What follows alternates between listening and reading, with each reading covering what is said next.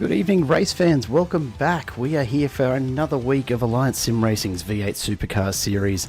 This is round 7 coming to you from MotorLand Aragon in Spain. One of the most interesting tracks we've had so far as a track that's really built around MotoGP. It's going to be very interesting to see what the V8 Supercars serve up for us this evening in the hands of some very, very capable drivers, as always.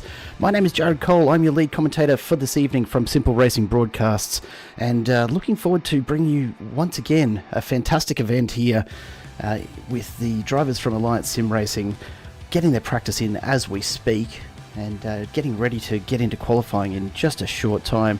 I am, of course, joined in the booth, as always, by Dean Biggles Hopton. Good evening to you, Dean. How are you, my friend? Hola, Jared. ¿Cómo estás esta noche? I have no Spanish knowledge whatsoever, would you believe? It's how are you? How are you doing this evening? Thank you. I appreciate it. How am I doing, mate? I am fantastic. Absolutely wonderful this evening. No storms floating around this evening like we were dealing with last night. Hopefully no OBS issues tonight. So we'll see how it all goes. But more importantly, we are back in action with the V8s once again. And I don't know about you, but I'm expecting, something pretty special out of Aragon. It's a track that, despite not being built for the V8s, really does have a lot to offer for them. Yeah, be very careful too, Jared, where you lay down those cables before when we're setting up to the broadcast as well too, because these V8 supercars constantly, if they drive over the cable or rattle those cables out of the connection, might have some issues, but hopefully not ideal. We'll tell the drivers to slow down a little bit. Slow down, especially around turn 3 or turn 4. And then that way you won't be able to rattle the connection loose this evening. That's all we're asking. Look out for us as well, drivers, and we'll look after you. We're in for a treat this evening, as always. Our field looking very, very strong. We're sitting at, 29 drivers, I believe, ready to take it on this evening. So a packed grid once again, all of your favourites and all of those you love to hate if there are any. I can't hate anyone in this league, honestly. They're all such brilliant gentlemen when it comes to racing. Let's take a look though.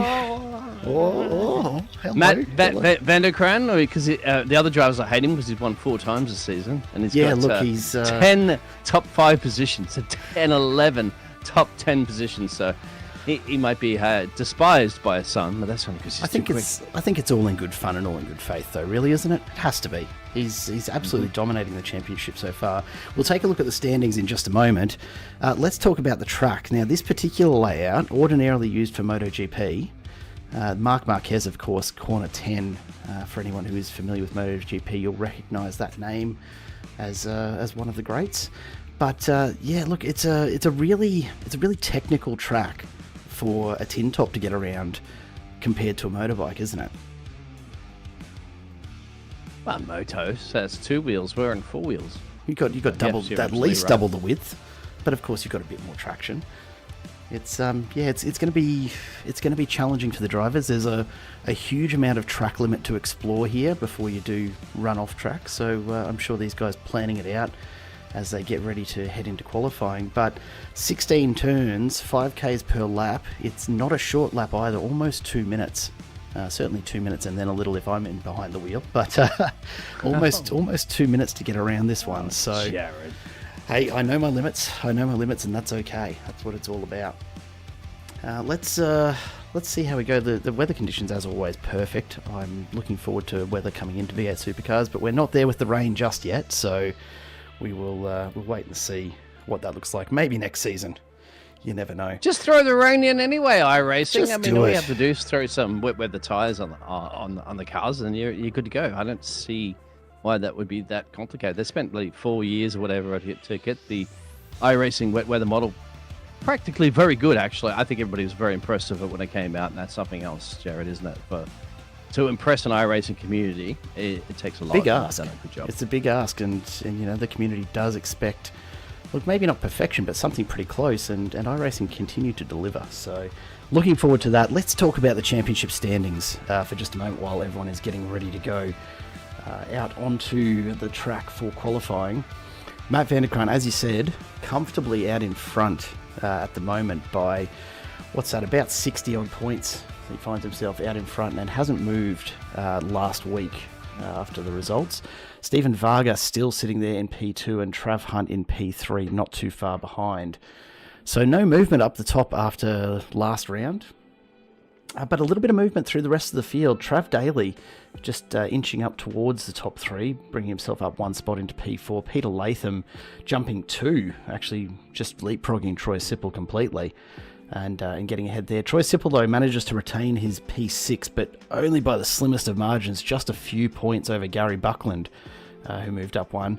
The real story in the top 10, Damon Fisher jumping 4 places to P8 after his performance last round, which is just stellar for him, isn't it?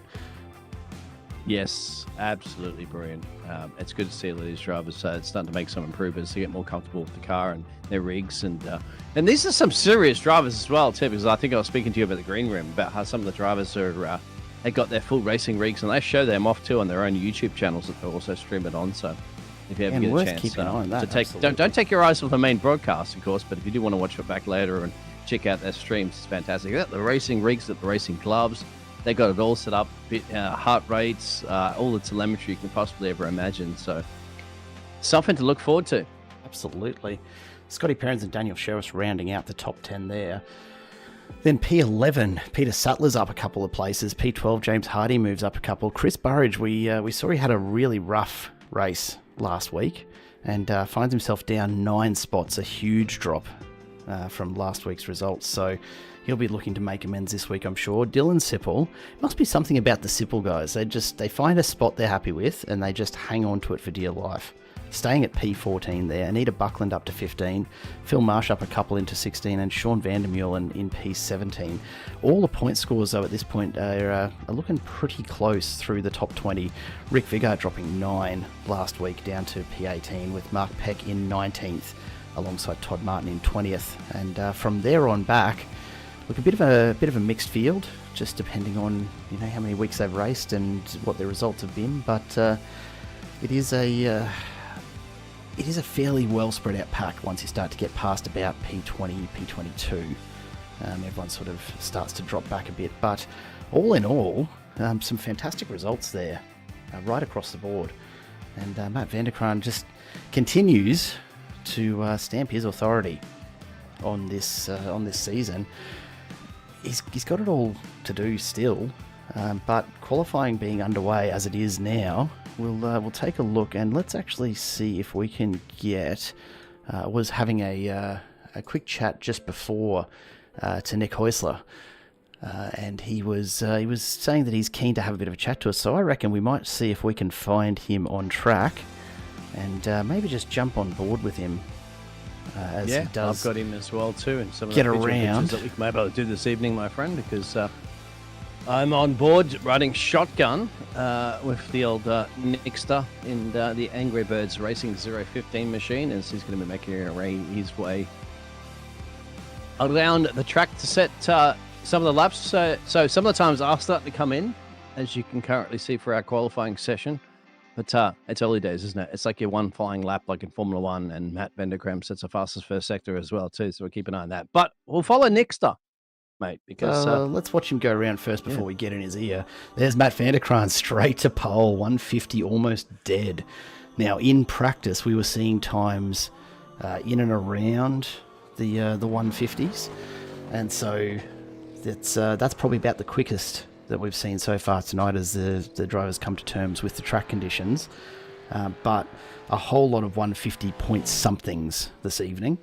150 flat, though, that's bloody fast. Look, it's not a surprise. It's van der Kraan, right? It's almost what we've come to expect. But yeah, he's being followed very closely. Chris Burridge back with a point to prove after his results last week. We said he'd be looking to pick it up just a little. And a P2 so far is not a bad way to start off qualifying, really, is it, Biggles? Yeah, take us on a hot lap right now, because that's what Nick's about to start, my friend. Here we go. Take us around this track. So let's see if we can get on board here with Nick Oiser as he barrels through. That's that curb right there that he's just hit. That's a really interesting one.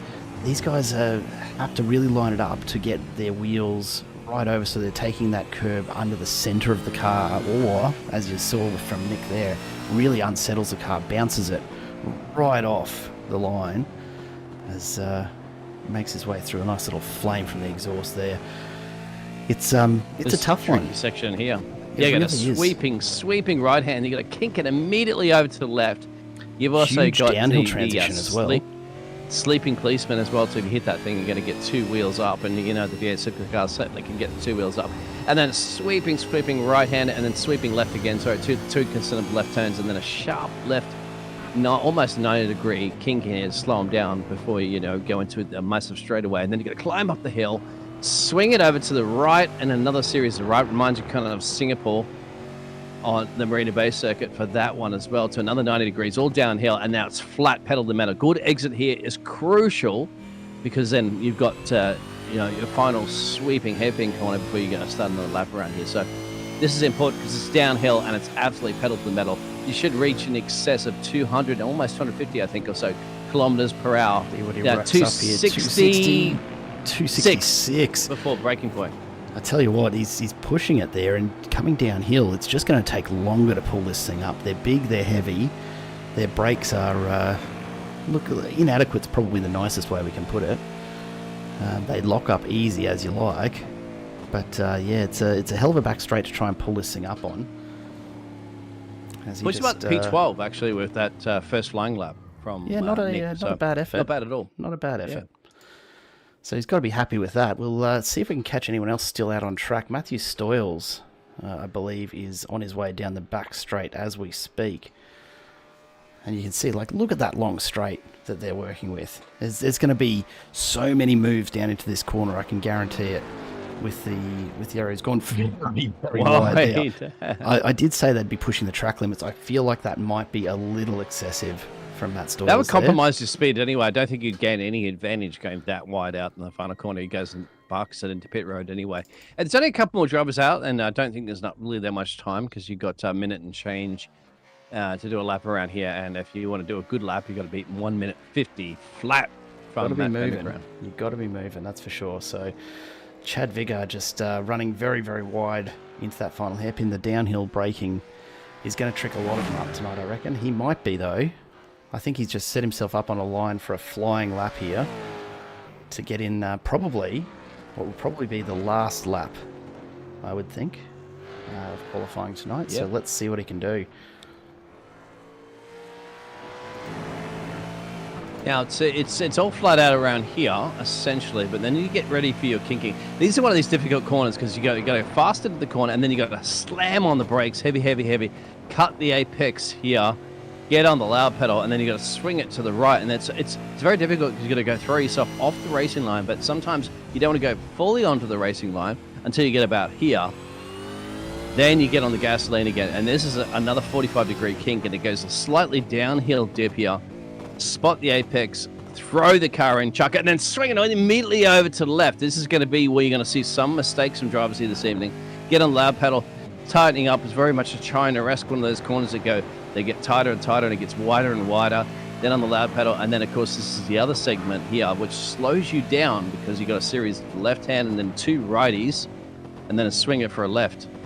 This is up or down. You can see he makes a little bit of a mistake, runs wide. Very wide. That's going to invalidate And then that has to lap, cut I'm it back sure. up in the hill. Yeah, a lot of drivers will do that, but depending on how much you're going to lose during the time, and once again, this is the sweeping, and someone once again goes wide. It's being compromised, and it cuts it up left corner. That's the very, very tricky one, because you're going downhill, you've got so much momentum, and all of a sudden you have to stop it like on a dime, and then swing it around to the left. That is where it catches off most drivers. We'll see it pans out, because that's qualifying done, Dustin. That is qualifying over, absolutely. So, a few really quick laps in there. We've got a lot coming as we get into race number 1 this evening, a 10-lap sprint. So absolutely flat out. Let's take a look at the grid and how that's panned out. Van der Kraan and Burridge, P1, P2, just ahead of Trav Hunt and Gary Buckland up front again. Sean Vandermeulen in P5 this evening. Matthew Stoyles managing a P6. Good to see Vandermeulen up amongst it once again. Stephen Varga and Simon Haynes, P7, P8. And then Peter Sattler and Peter Latham just behind them, with Rick Viggar and Nick Heusler in 11th and 12th. Then Trav Daly and Troy Sipple, followed by Jamie McKnight back again this week. Good to see him. Hopefully he makes it through the entire race this evening without any issues. Reg James alongside him in the Chubby Buns entry. Michael Hayes and Dylan Sipple, followed by Dane Nothdurft and Scott Perrins rounding out your top 20. Then Matt Wicks and Anita Buckland further back, with Chad Viggar and Todd Martin in behind them. Daniel Sheriffs and Damon Fisher all the way down this evening, ahead of Joseph Granshaw and Craig Rose, with Philip Marsh rounding out the starting 29 tonight. And we are getting ready to go racing as the drivers start to grid up. It's going to take just a moment for everyone to get sorted, I'm sure. I don't know about you, Biggles, but I'm keen to see what sort of madness this brings this evening, honestly. It's always good fun, isn't it? First heat will be your dress rehearsal, essentially. So, before you put your makeup on and your costumes before the main premiere show, the main show itself. So it'll also be a testing ground for some of these drivers to get a feel of where they can potentially get those overtakes and opportunities as well too. And then, of course, once you get the main show, that's when you're going to start seeing elbows off, gloves off, and the gauntlets flying. Absolutely right. So Heat 1 tonight, 10 laps of pure sprint. And after that, we'll be jumping into our feature, 30 laps, a reverse top 10 grid, and 2 compulsory pit stops in amongst that 30. So we're in store for a fun one, as always. We've now just got to wait for the countdown. As the last of the drivers, we've got 4 to go. That'll be 3 left to grid. Nick Heusler just jumping into his seat now. We were just waiting on Jamie McKnight and Daniel Sheriffs to make their way to the grid. Drivers to the grid, please. Drivers to the grid, please. They may be starting from... Drivers to the grid, please. Oh, there you go. You've been waiting to use that for a while, haven't you? No, not especially. Not especially. We're getting ready to go here. And just waiting. Let us know in the chat if you're pumped. Come on. Go ahead, Jared. Jamie McKnight has joined the grid. The grid countdown being set now. We're just waiting for Scotty now, isn't it? Scotty Bartine. Come on, Scotty. You're the only one left. You're the number one machine. You've got to line up on 23. He doesn't have to line up anywhere. He's fine. Okay. Fair enough. There we go. We're under starters orders. 10-lap sprint coming right up. And we are away for race number 1. A great start from most of the grid, although a bit of carnage down the back. Just tyres spinning absolutely everywhere. And down through turn 1, surprisingly, reasonably clean so far. So make their way up the hill for the first big challenge for the lead here. Nobody wants... Chris Burridge does not want Matty to get... he's going to challenge him into the second sectors, and doesn't quite. Travis Hunt in P3 there. John Vandermolen and Gary Buckland. But it looks like Matthew's got around. Matthew Stoyles has gone around. Those cold tyres not doing him any favours. Big lock up there from Sean Vandermeulen by the look of things as well. And it looks as though Joseph Granshaw might have gotten caught up with Stoyles behind as well. We'll have to go back and take a look at that in just a moment. But here they come down through the S's. Nick Hauser on a big pressure set from Travis Daly on top of that too. Troy Sipple for the Quantum Pex Racing team was putting a better... Looks like Scotty's gone around too. Scotty Perrins for the Quantum Peck Racing. Not around, but he has gone off the track. He's going to sacrifice a couple of places back at P26. So far, so good. Not too much of a change for the top three, but Sean Veneman for the Nova Sim Sports is up a place as he got old Gaza from Old Mate and Sons Motorsports in P5. All happening this evening, isn't it? So we make our way down the back straight for the first time. Have a look at that pace line starting to form a little bit wide. Oh, very, very sideways. Very lucky to escape that down the back. That is Michael Hayes, who's just overcooked it a bit coming out of that corner. Everyone's managed to get around him safely. So far, so good. Van der Kraan not out to his usual storming 3-second lead off lap 1, so that's a nice thing to see for a change. Yeah, as long as Chris keeps him company, because Chris is more worried about Travis Hunt that's going to be maybe thinking about something to turn 1, not quite yet. And that is how it's going to be felt. It's going to be a little bit of a feel. It's a bit of a test. At the moment, it's almost like a test track. It's almost like a circuit de Barcelona, isn't it? The Formula 1 they used to use as a test track. It's going to be seeing where you can get those overtake opportunities done, but more importantly, where these drivers are making mistakes. And at the moment, Travis Hunt is looking for a mistake from Chris Barrage, because I know when Matty gets up the road, Matty's gone. So you've got to get on with it now. Try and hang on to the back. As always, a fantastic start from all of these drivers tonight. Alliance Sim Racing really does bring some of the closest racing you'll see. And to do that in V8 supercars, no less, pretty bloody impressive, honestly. Chuck these cars around this track is always amazing, and I'm impressed with these drivers. Only a couple of mistakes early, but that's to be expected with a stack grid of 29 Gladiators. Gladiators is the only appropriate term for these guys, really, isn't it? As we see, Trav Hunt just backing it off a little from Chris Burridge. Dave Baldock in the chat. Reg James, the Chubby Buns entry, will keep an eye out for him right now, sitting in P17, so a little bit of work to do. But this one, of course, is only a 10-lap sprint, so plenty to work on there. Trav Hunt looking for an opportunity to just pick it up a little. Then they come down. Yeah, overtaking is going to be difficult here. So you don't think about it into the final hairpin corners here. I'm going to cut the hairpin as 2 corners. You could go into another lap around here, start lap 3. It's going to be the turn 1, but it's so difficult to get a really good exit speed out unless somebody makes a massive mistake, because it's such a high-powered corner. High-powering corner. And therefore, Chris Barrage will set the fastest lap. So he's got the call up. He knows that Travis Hunt is right on his tailpipe, and that's actually going to be very, very good, because Chris is now pushing, and Matty is not doing Matty things by jumping up the road a lot. In fact, Matty's made a mistake. Huge mistake. Under pressure right now from Chris, as well as Travis Hunt. Smelling blood in the water here in España. And they get it done. A little bit of rubbing there. Is that Formula 1 overtakes? That's Max Verstappen. Van der Kraan and Lando Norris. If I'm not mistaken, I just saw that same thing. Just a little... How are you doing? A little reminder that this is a sprint and everyone's throwing everything at it. Van der Kraan, for the first time, I reckon, in about probably 3-4 hours of racing that we've covered, is not in P1. The safety car is out. The safety car is out. Safety car. I saw Scotty going out there for a second there, Scott Bartimes, the safety car operator this evening. Wow, that is something. I think it's Philip Marsh that might have gone off the track and caused that safety car. I think it might be. Let's go back and take a look. How is that for a 2-for-1 special as we look at what happened to cause a safety car? This is Phil Marsh. What's happened here? Big slide. Dropped it into the rock wall. Big damage there to the front of that car, and that engine immediately smoking. Yeah, that's a tow back to the pits for sure. I was going to say typical Ford, but it was actually a Holden wall up there. Well, look, I'm going to make a lot of enemies out there with those remarks, mate. You will. But the field will compress. Now, safety car on a 10-lap sprint, that's going to make things very, very interesting on the restart.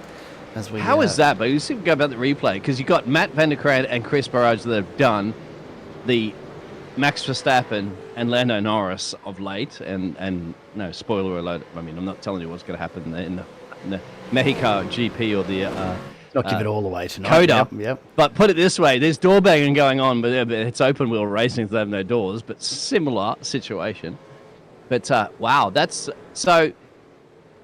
With the replay, if you saw it live in the pictures, Matty and Chris just forcing each other off the road allows Travis Hunt to say, "Thank you very much. I'll take a 2-for-1 special here any day." Yeah, can't argue with it. That's for sure. And it's It's worked out all right for Trav Hunt. He's going to have just a little less time to try and hold off Van der Kraan now, so he'll probably be pretty happy with that, honestly. I certainly wouldn't be upset having just a couple less laps to defend against Van der Kraan. Could we I saw a race control message saying Scott Bartine's crashed with his safety car driver. Hopefully not, he hasn't crashed. Look, so far, the GT3 Mustang seems to be sticking to the track all right, so that's good to see. Now, do you reckon it's quicker than the V8 Supercars? This one for you out there. Do you reckon Scott Bartine can set a 1 minute? What was the qualifying 150, record? 150 thereabouts. Yeah, 150 I think that'd be a stretch, honestly. I think it'd be a stretch. Downforce is great, but no substitute for raw power sometimes. I don't know. It's, that's one for the chat. Is the pace car, the safety car, quicker than our racing cars here this evening? Could that Mustang do a quicker lap than the rest of the field that we have? It's Fords at the moment, 1, 2, 3, mate. 3 Fords, and then we go 3 Holdens. And we go a couple of Fords, a Holden, and then a Ford for the top 10. Yeah, it's certainly a Ford-heavy top end of the field. The GT3, look, may not be technically faster, but it is leading the pack right now. I don't know if that counts, but it is leading the pack right now. I'd like to see it try and make a few jumps over some of these curbs. But it's got time powered behind it, mate. I mean, he'll flog the absolute living daylights out of that car. Absolutely, he will. Sure. Absolutely. We might see while we're under safety car here. We'll just see if they're coming in this lap or not. If they are going another lap, have you got a replay of that, my friend? The 2-for-1 special Travis Hunt. I don't think I do.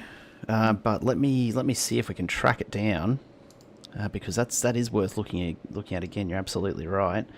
Let's take a look. Well, it was Travis just seizing an opportunity. It was Matt Van der Kraan and Chris Barrage that got into each other and then went Dorbank wide. Let's have a look. Here it is. They've just gone super wide there. I think the mistake came a little bit earlier from Van der Kraan to allow them to catch up there. But then that's where they come together. And Trav Hunt just says, "Thank you very much." There it is. Yeah, I'm they through. Both See you went later. wide.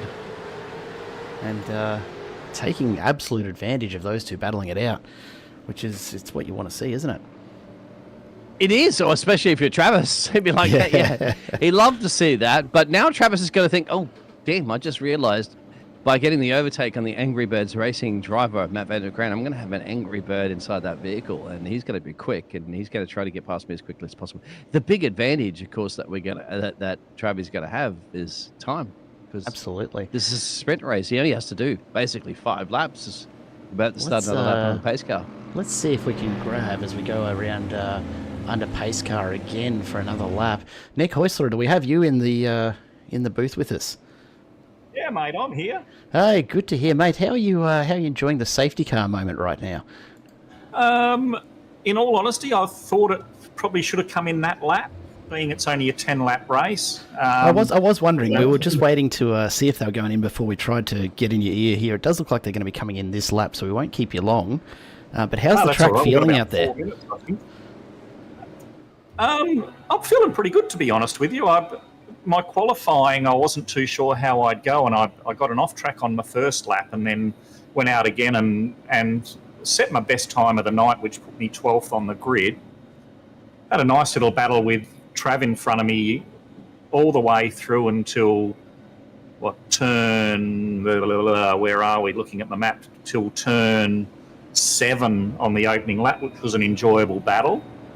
Rick then went wide at turn 1 on lap 2, so I'm up to P11 and I'm thinking, geez, with a bit of luck, I don't think I have the pace, but with a bit of luck, I could finish 10th here, which of course is pole for race 2. Absolutely. Get that into you.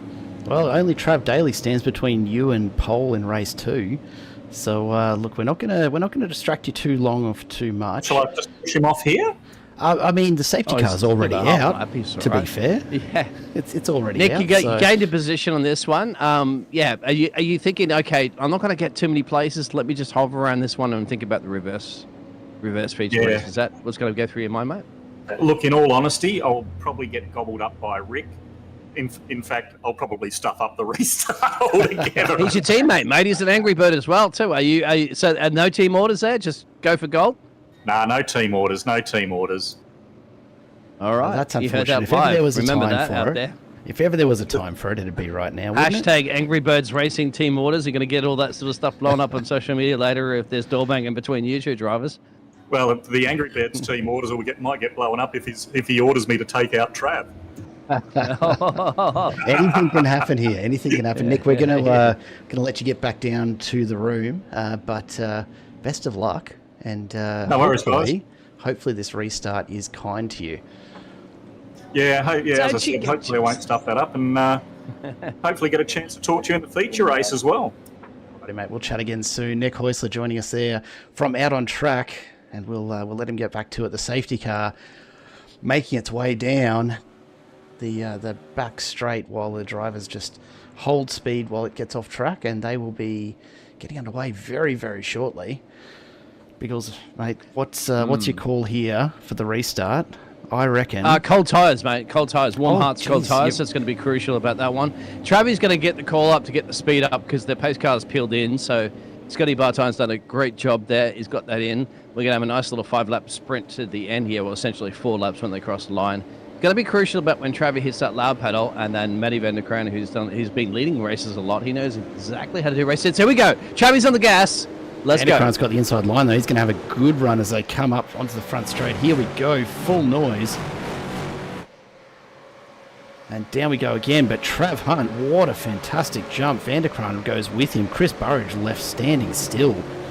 So these guys are away once again. And Stephen Varga up the inside, my friend. He's starting to seize an opportunity. Gary Buckland and Peter, this is battle for P5, P6, and P7. They're taking the opportunities. I think Dylan's going around, and Dane, and that's a little bit further back of the field there, my friend. But keep your eyes peeled on that crucial zone. Stephen Varga, Quantum Sports, up a couple places, P5. Absolutely. Nick Häusler still in P11 and looking to get past Trav Daly as well. These guys make their way around again. It's going to be an absolute all-out sprint here for the last 4 laps of race 1. Do love a good sprint. Let's keep our eyes on number 77. That's Trav Daly, the yellow M1 Racing entry that we have on screen right now. He's desperately trying to make it through to P10, get that reverse grid for race 2. But he's got to keep his eyes open because Rick Vigar right behind him is going to be keen to make a move through. Nick wants to try to keep Rick Vigar. He mentioned that, didn't he, in the chat to us yet earlier. And Nick is in P11, Rick's in P12. Travis Daly is in P10. No movement. Oh, Sean and Chris Barrage. Chris Barrage just dropped a place here. So the man that was essentially battling for P2, he's lost 2. Stephen Vargas got past. He may have had a slowdown because there's no way the M1 racing team of Chris Barrage, who was second on the grid during the qualifying. See if we can catch that. He's dropped it like a Ford blowing up in a V8 supercar race. Oh, big cut of the track there. Yeah, I think that's absolutely a slowdown. Absolutely. There's no way he's running that far off the inside and running that slow without iRacing telling him he has to. Meanwhile, these guys coming around. That's painful. You wish they had that in Formula 1, didn't they? Can you imagine what Max Verstappen and the rest of that would be like? You got to slow down and then bang, it'd be like almost as much as a 20-second penalty. Spoiler alert, but yeah. Absolutely. We'll keep an eye on a couple of these battles. I'll keep us up front with Trav Hunt and Matt van der Kraan, but talk to us about what you're watching here, Biggles. What do you got your eyes on? I'm not watching the front actually at the moment there, but I will change it over because Travis is going to hold on to this lead. The advantage of Travis at the moment taking that 2-for-1 special is the fact that he has time on his side. It's very difficult. It's one thing to catch, another thing to overtake, and it is difficult to overtake around him. We've proven that so far. It's not a lot. We've seen brilliant overtakes at the start of the race when everybody's trying to get the... Oh! Snap from Matty. Matty just made a mistake, and that doesn't happen very often. That'll buy Travis a little bit more time, and the time is definitely on his side. Lap 7, and all he has to do is 3 more. A little bit of breathing room. Yeah, I'll show you a little picture-in-picture, of course, of Travis Daly. This is where the hot zone is with Rick Vigar. And Nick. So Rick Vigar did get past Nick, mate. Daly moving up. Definitely the hot zone. Daly moves up. Peter Latham and Rick Vigar and Nick Häusler, unfortunately, dropping back 1 spot further away from his plan. Maybe he's saving the tyres for a late push at this. It's hard to say.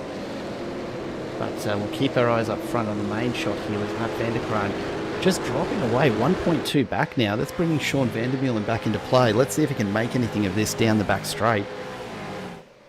Oh, and a big slide there. That's Rick Vigar off. Rick Vigar is off.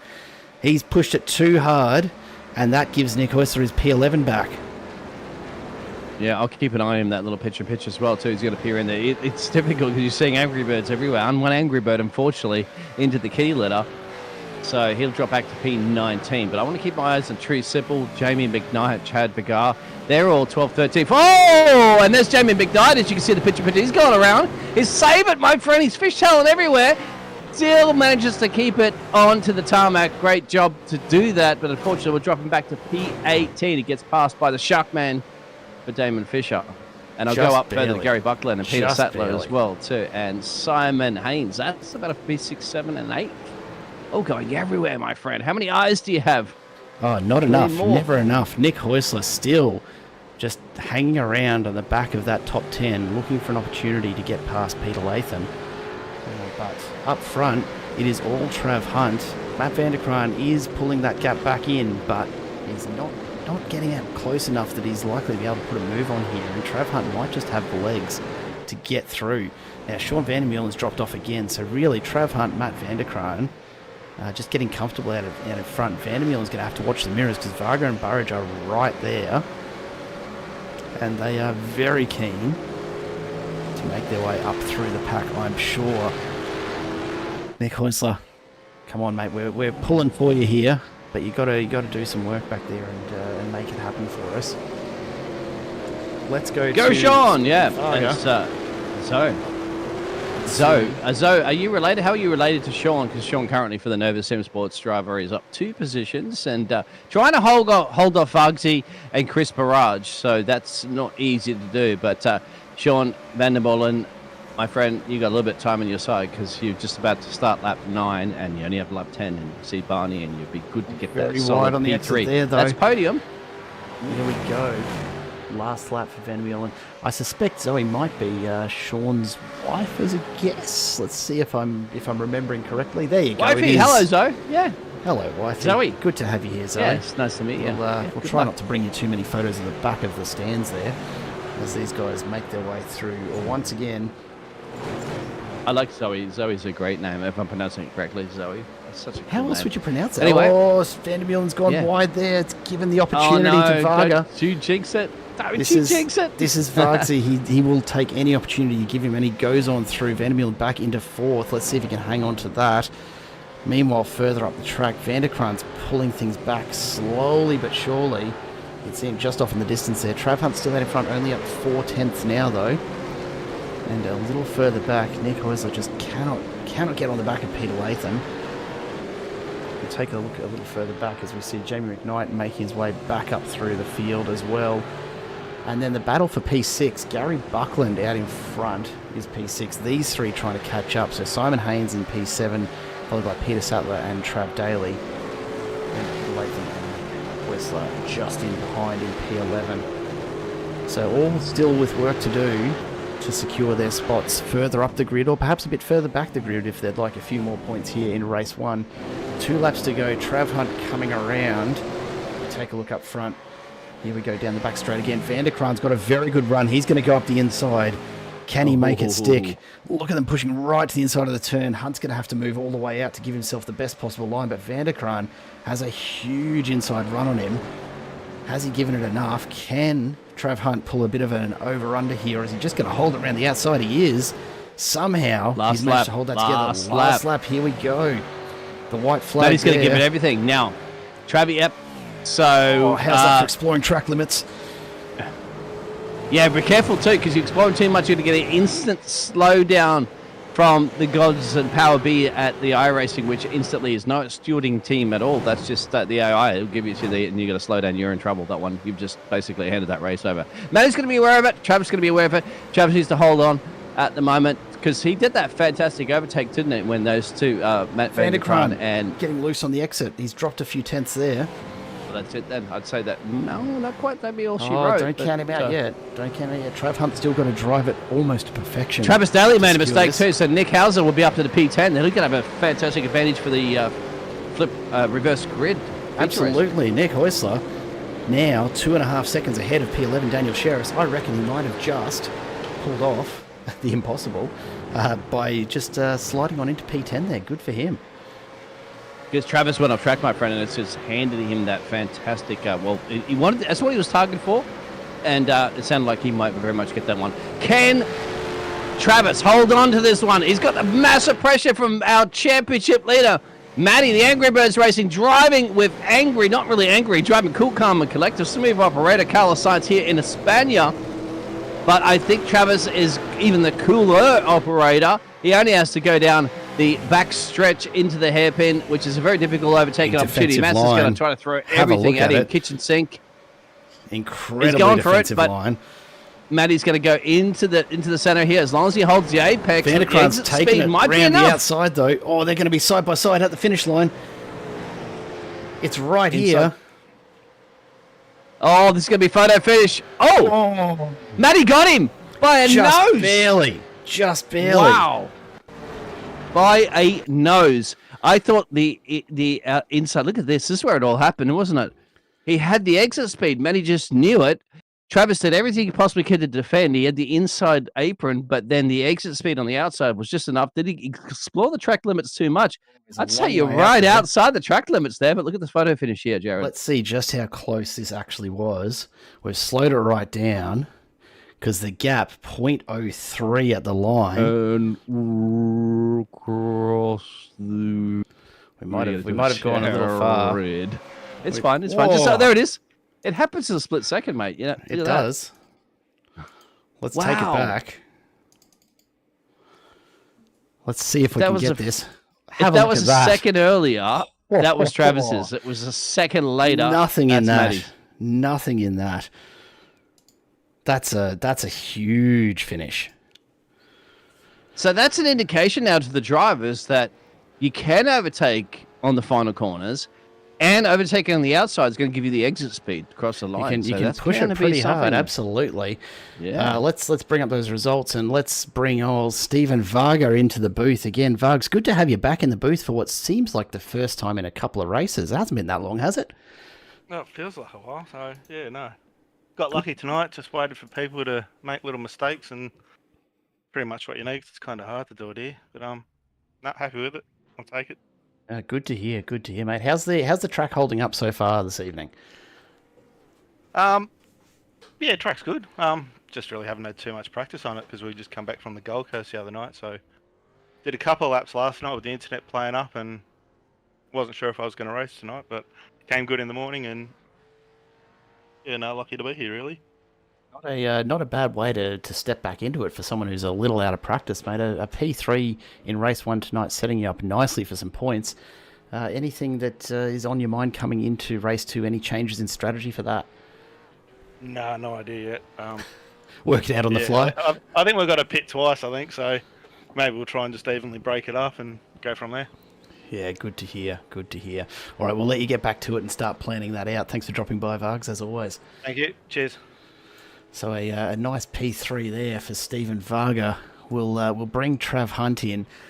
Trav, mate, that was a hell of a finish. 0.03. I thought you had him. Really? 0.03? I didn't realise that. Yeah, I was looking over going, I've got it. No, I don't have it. 0.03. We took a look, wow. And you crossed the line at about the same time the leading edge of his front wheel did. So there was nothing in it. You'll enjoy the replay of that later, I'm sure, mate. Brilliant. Print that and put it in your wall. Beaten by 0.3. Oh, that was nuts. That was awesome racing. I thought, he's not going to do it to me. I just did it to him. Yeah, you went defensive in the final corners, didn't you? So you knew on the outside, you protected the outside racing line. So you went on the inside. It's only, it's a hairpin turn, so you got two lefts. And then did you expect him going around the outside to old Matty doing Matty things, going around the outside and then getting the exit speed towards the end? I mean, not many people overtake around there, did they? Well, I did it to him 2 laps before that, and I thought, he's going to try it. And Matty's just too good. Yeah, he'd definitely go for it, so he can pull it off. So, yeah, I was expecting it, but, yeah, didn't think it'd be that close. Very much was, mate. Well done. A P2, nothing to sneeze at. But tell you what, the tiniest little bit in that, and it would have been a win. So looking forward to seeing what you bring us in race 2 tonight. Yeah, and Travi, real quick there. Did you have a smile on your face when Matty and aka Max Verstappen and so forth did the Max Verstappen and Lando Norris come together, run wide, and you just say, "I'll take that 2-for-1 special"? How did that feel? Oh, absolutely, mate. I think I've done it to him before, and I crack up every time. But yeah, no, I was pissing my pants. Good to get ahead, no matter how. Honestly, at the end of the day, mate, we'll leave you to it to go get ready, and we'll see what you can bring in race 2 tonight. Hey, cheers, boys. Travis Hunt P2, and for what seems like a repeat of every other week so far, here we are, Matt Vanderkraan P1, but only by a whisker, my friend. Well, how much fun was that? Championship. Oh, What are you talking about? Not a whisker. Matt was like, I had it in the bag. I already scripted that one lap ago. Have you had a look at the margin? Have you had a look at the margin yet? Yes, I did see 0.029. Yep. 0.030, the final margin that we saw across the line, and it was nothing in it. But mate, a P1, you must be stoked yet again, I'm sure. I am. I wish I didn't have my best race here. I made a few boo-boos along the way, but doesn't mean I didn't have an absolute blast and good fun. So yeah, very cool. We're going to be interesting now trying to come back from 10th. We'll see how we go. The internet's going to blow up with you and Chris, right? With your Max Verstappen and Lando Norris maneuvers that were happening in those corners, mate, earlier on. Early on, yeah. Still banging, hey? Yeah, just if the big boys can do it, it's good enough for us. It's fair enough. It's fair enough too. We'll let you go and get ready. Just a minute or so to go here before we jump on in. But mate, two pit stops. What's the plan? Just splitting it up into thirds again tonight? No, I reckon you'll see me in around lap 4. Lap 4. All right. We'll hold you to it. We'll hold you to it. Well, it all depends what happens, but that could happen. Yep. We'll yank you into the broadcast booth either whether you're ready or not for it, mate. Powers it be. All good, boy. Alrighty, cheers, mate. We'll let you go and get ready for race 2 now, mate. Thanks for dropping by. Thanks, boys. Cheers. Bye. Oh, he's got some work to do tonight. Just a quick run down the top 10 there. Sean Vandermeulen picking up P4. Fantastic result for him. Chris Burridge coming back with P5 out of last week. And Gary Buckland, Simon Hames, Peter Sattler, Peter Latham and Nick Häusler rounding out the top 10. So that does mean, of course, as we get into race 2, we'll see a reverse of this top 10. Matt Vanderkraan will be fighting his way back from 10th place. Bit of work to do. That's what he lives for, but mate, he lives for those moments. To forget Netflix, that's the Drive to Survive right there. Matty slicing and dicing his way through the field, and he's very much capable of it. It's going to be crucial for the other drivers here to step up and get some crucial points. So, the usual suspects we always talk about every week to week, right? But let's also focus on some of those other drivers that are battling in their championship, and they can actually get some crucial results here. Let's go to the starting grid. Over to you, Jared. Nick Häusler taking, of course, P1 with the reverse top 10 alongside Peter Latham, then Peter Sattler and Simon Haines up front and ready to go. Gary Buckland and Chris Burridge in 5 and 6, which is right about where Gary Buckland started last time around, if I'm not mistaken, around that 4th or 5th mark. But then let's take a look further back. Sean Vandermeulen finds himself in P7 alongside Vargs in 8th. Then Trav Hunt and Matt Vanderkraan round out the top 10 after their 1-2 finish. They'll be fighting their way through. Daniel Sheriffs and Trav Daly just missing out on getting themselves placed up front to start this one. But still a good starting point there. Troy Sipple and Reg James just behind them. So Dave Baldock, keep an eye out for Reg James making his way through from P14. And Damon Fisher and Jamie McKnight as well looking like they could pick up some more points there in P15, P16. We're going to have to go. We're underway already. These guys are looking very, very ready. They're on the grid quickly.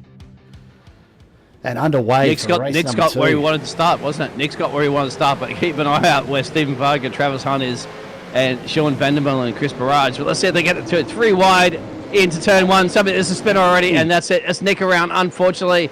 Oh, he's dropped back a little bit. Craig Rose, the Jedi, has made a little bit of a mistake too. But that's what happened. There you go, my friend. Just a feature race. They're gone for gold. It didn't give us much time there at all to get ready to see what was about to happen. But Matt Wicks, I think, involved in that right off the start as well. So here we go. This guy's looking to just sort it out.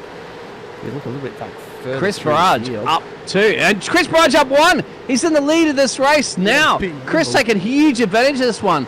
He gets past Peter Latham Fossil there, and Sean Vandermeulen. You'll be happy out there, Zoe, the missus, the better half, per se, of this one. He is certainly battling up P2, battling side by side right now, Peter. He might have P2 if he can keep it up on the inside. Hug it like a paper grandma. Bingo, job done. So Chris Barrage and Sean, P1, P2 currently at the moment for our feature race. Finished up drastically. Those two both up 5 spots to finally got P1, P2. Peter Latham just dropping one. But looking up behind, Stephen Varga and Trav Daly in P4, P5 will be looking to make their way through. Got to call out Matt Vanderkraan getting caught up. Oh, that's Travis Hunt's around, I think. Hunt coming together. Not around, but coming together. Nick Hoysl's and Matty Van Krantz. Together. Oh, wow, it's all going bell-shaped around here at the moment, mate. This is going to be survival of the fittest. That's Troy Sipple off to the side as well. Trav Daly further up is looking to make the move on Stephen Varga. He's got the inside run here, but we know the outside line through this corner is quick. Matt Vanderkraan still back in P10, so has recovered from that early coming together with, I think it was Matt Wicks. Slowed the pack down big time. But Peter's gone around. Peter's gone to pit road. Actually. Probably clever. So Pete's been overtaken by a couple of drivers in the reverse grid. He's like, I've had enough of this. I'm out. I'm going to pit road. I'll go and get my job done by myself on the track a little bit later on and avoid all these incidents and probably foreseen something that might be pairing up in the future. So good job for that, Peter. We'll see how it pans out later on. He will drop down to the back of the field. So is Matty. So Matt Vanderkraan, he said he was going to go in lap 6 or something like that. He didn't, my friend. Lied to us. Lap 4 was promised. He's decided to make it lap 1. And look, not surprising after that early. He's on report. He's just going to give himself some early breathing room, I reckon, because we know he's good. We know he's quick. Estimated all! And that's Dylan Sipple around. He's got side-by-side door banging with Reggie. And that battle was not over yet, Jared, but they're still going for it. 2 for 0. There's 3 of them. Somebody's going around. Yes, it is. We got so much action at the back of the field here. I think, Dylan Sipple's actually saved Reg James, who's maybe taken a little bit of a nudge from Matthew Stoyles. But he's helped him get lined up again. Travi on Nick as well. Travi's getting past Nick. So Nick, remember, started this feature race reverse flip. Travis Hunt, the man that just lost it by a dime, is now up into P8. But more importantly, where is the man? Well, the man's already... So we can't even say where he's going to be with Matt Vanderkraan because Matt's already boxed. He's already made pit stop number 1 of the 2 You've got to do that crunching numbers later on, don't you? Look, my head's not in it for maths tonight, honestly. Let's just wait and see how it pans out for the next little while because there's a long way to go yet. We're a short time to get there. Yeah, it's a long way to go. This is only lap 2 of this 30-lap race. So there's a way to go yet. There's a way to go. Sure. Chris Barrage is going there quickly as possible, my friend, in. because he just set the fastest lap, and he's starting to get a bit of a gap for the fastest lap man. And out there, Zoe, we know that Sean is in that P2 comfortably as well, too. He has got a bit of a gap, actually, down to Steve Varga. As a few other drivers, Tara Travi's gone in, and Matthew Stoll is going in as well to the pit road territory for their mandatory pit stops. So they have to get 1 right, done, out of 2. Look at this. Damon Fisher battling it out. Nick Heusler in front, Chad Vigar behind. He is caught in an Angry Birds sandwich, which is not hard to do when there's so many of the Angry Birds cars on track, but he is battling hard, trying to make his way past Nick. And Chad Vigar almost had him there just a couple of corners ago as well. So these guys getting all sorts of caught up in amongst it. Especially an Angry Bird sandwich as well, too. That's one question. Look, we've been told there are no. We've been told there are no. It's the shark. It's the baby shark. Baby, I'm not going to start singing all that sort of stuff. You're a father. You're going to go mad at me, aren't you? I've start heard singing plenty. Baby Shark. I've heard plenty. Thank you. Let's take a look a bit further up. This is P5 Gary Buckland trying to hold off Peter Sattler. He's just looking for a bit of a way through here. But Buckland has the pace coming out of the corner, opens that gap back up by just a couple more tenths. But if he doesn't put some more space in, I reckon Buckland's going to have a crack down the back straight here. Come on, Buckster. So here we go.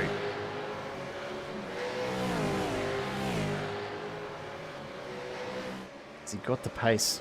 Certainly taking full advantage. Holding on, mate. Yeah, he's hanging in there. Hold on. He's hanging in His there. old mate and sons. Come on, old mate. Get it done. Hold on tight there. You got an Angry Bird charging at you 2 for now, and that's Peter Sattler. And so that's it. Craig Rose Jedi has gone off the track, back onto the track there, and Craigie is now running down P22nd. But more importantly, well, the shark of Damien Fisher has gone into pit road. So some of these drivers at the moment, Jared, are electing just to avoid all this possible carnage and so forth, go to the pit road, get some clear air, and put banker laps in. Guys, let's go back and take a look at that lap 1 incident and just see what happened with Matt Wicks there, because we haven't actually had a chance to go and check that out just at the moment. So this is off the start.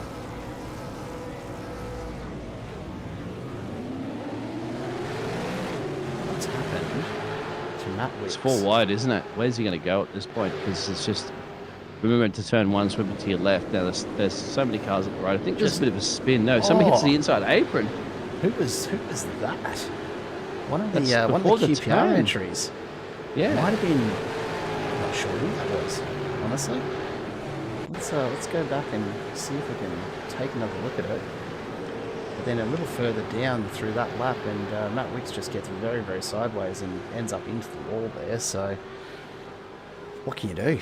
What can you do? Not the start he would have been hoping for. Matt Wicks is out on track, I think, but... Yeah, he's still out and about, but he's very quickly looking like down. being lapped. While we've been checking that out, Joseph Granshaw's had an incident, so let's just check that out before we catch up with Chris Burridge again. So Uncle Joseph Joe. Granshaw, he's just pushed it way too hard. Locked it up. Big lock up and finds himself off track.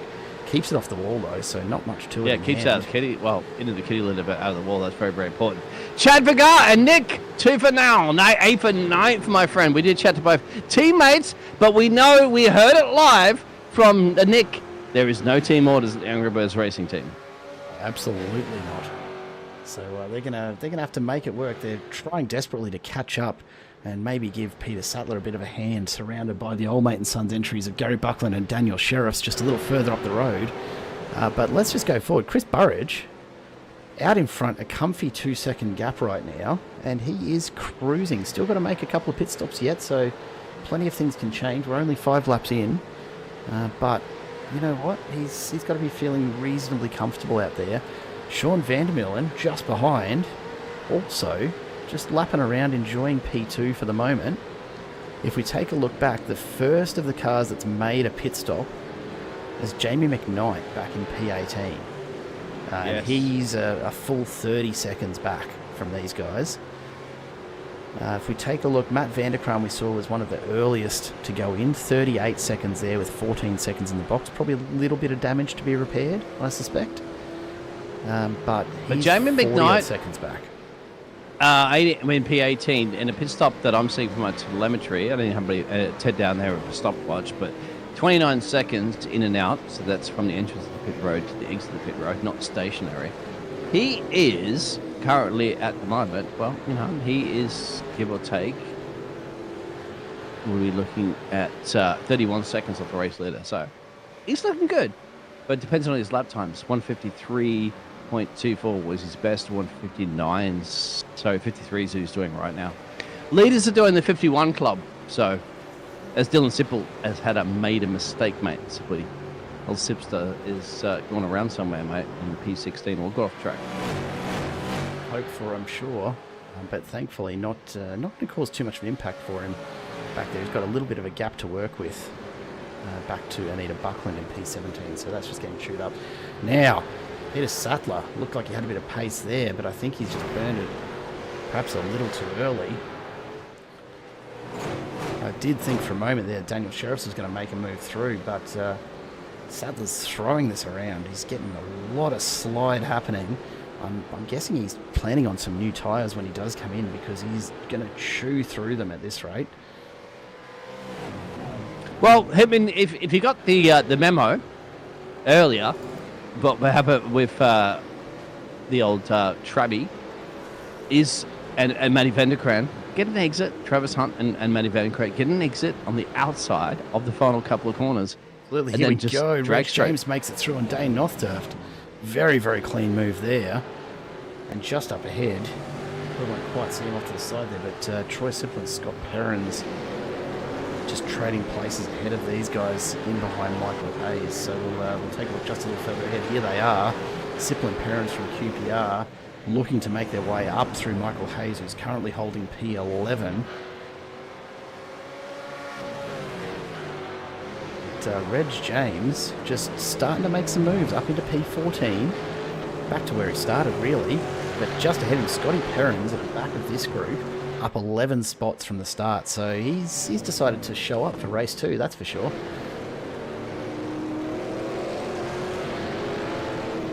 What's more important is the fact that Matty's just made his way through. So Matt Vanderkraan, our winner of race 1, man leading the championship as well too, just got past Joseph, who hasn't had a pit stop yet. So that's back up to P20. But he is getting up there because next on his hit list is the man he was battling with last time, Travis Hunt. And these are drivers that have made their pit stops. Now, lead of pit stops is Jamie McKnight that's taken that pit stop. He's in P18. So that's crucial, as Dane Nodruff goes in the pit road. So they'll move themselves up a place. How far is Travis? Wide. That's Michael Hayes has gone around. So Troy Sippel and Scott Perrins roll on through. Sorry to cut you off there, Biggles, but go ahead. Watching that going on our screens now, and that's going to cost him a bunch of places. Finds himself all the way back into P17, and those tyres will be feeling it. But shortly after, Troy Sippel going very wide on the exit, hopefully not picking up any slowdowns as a result.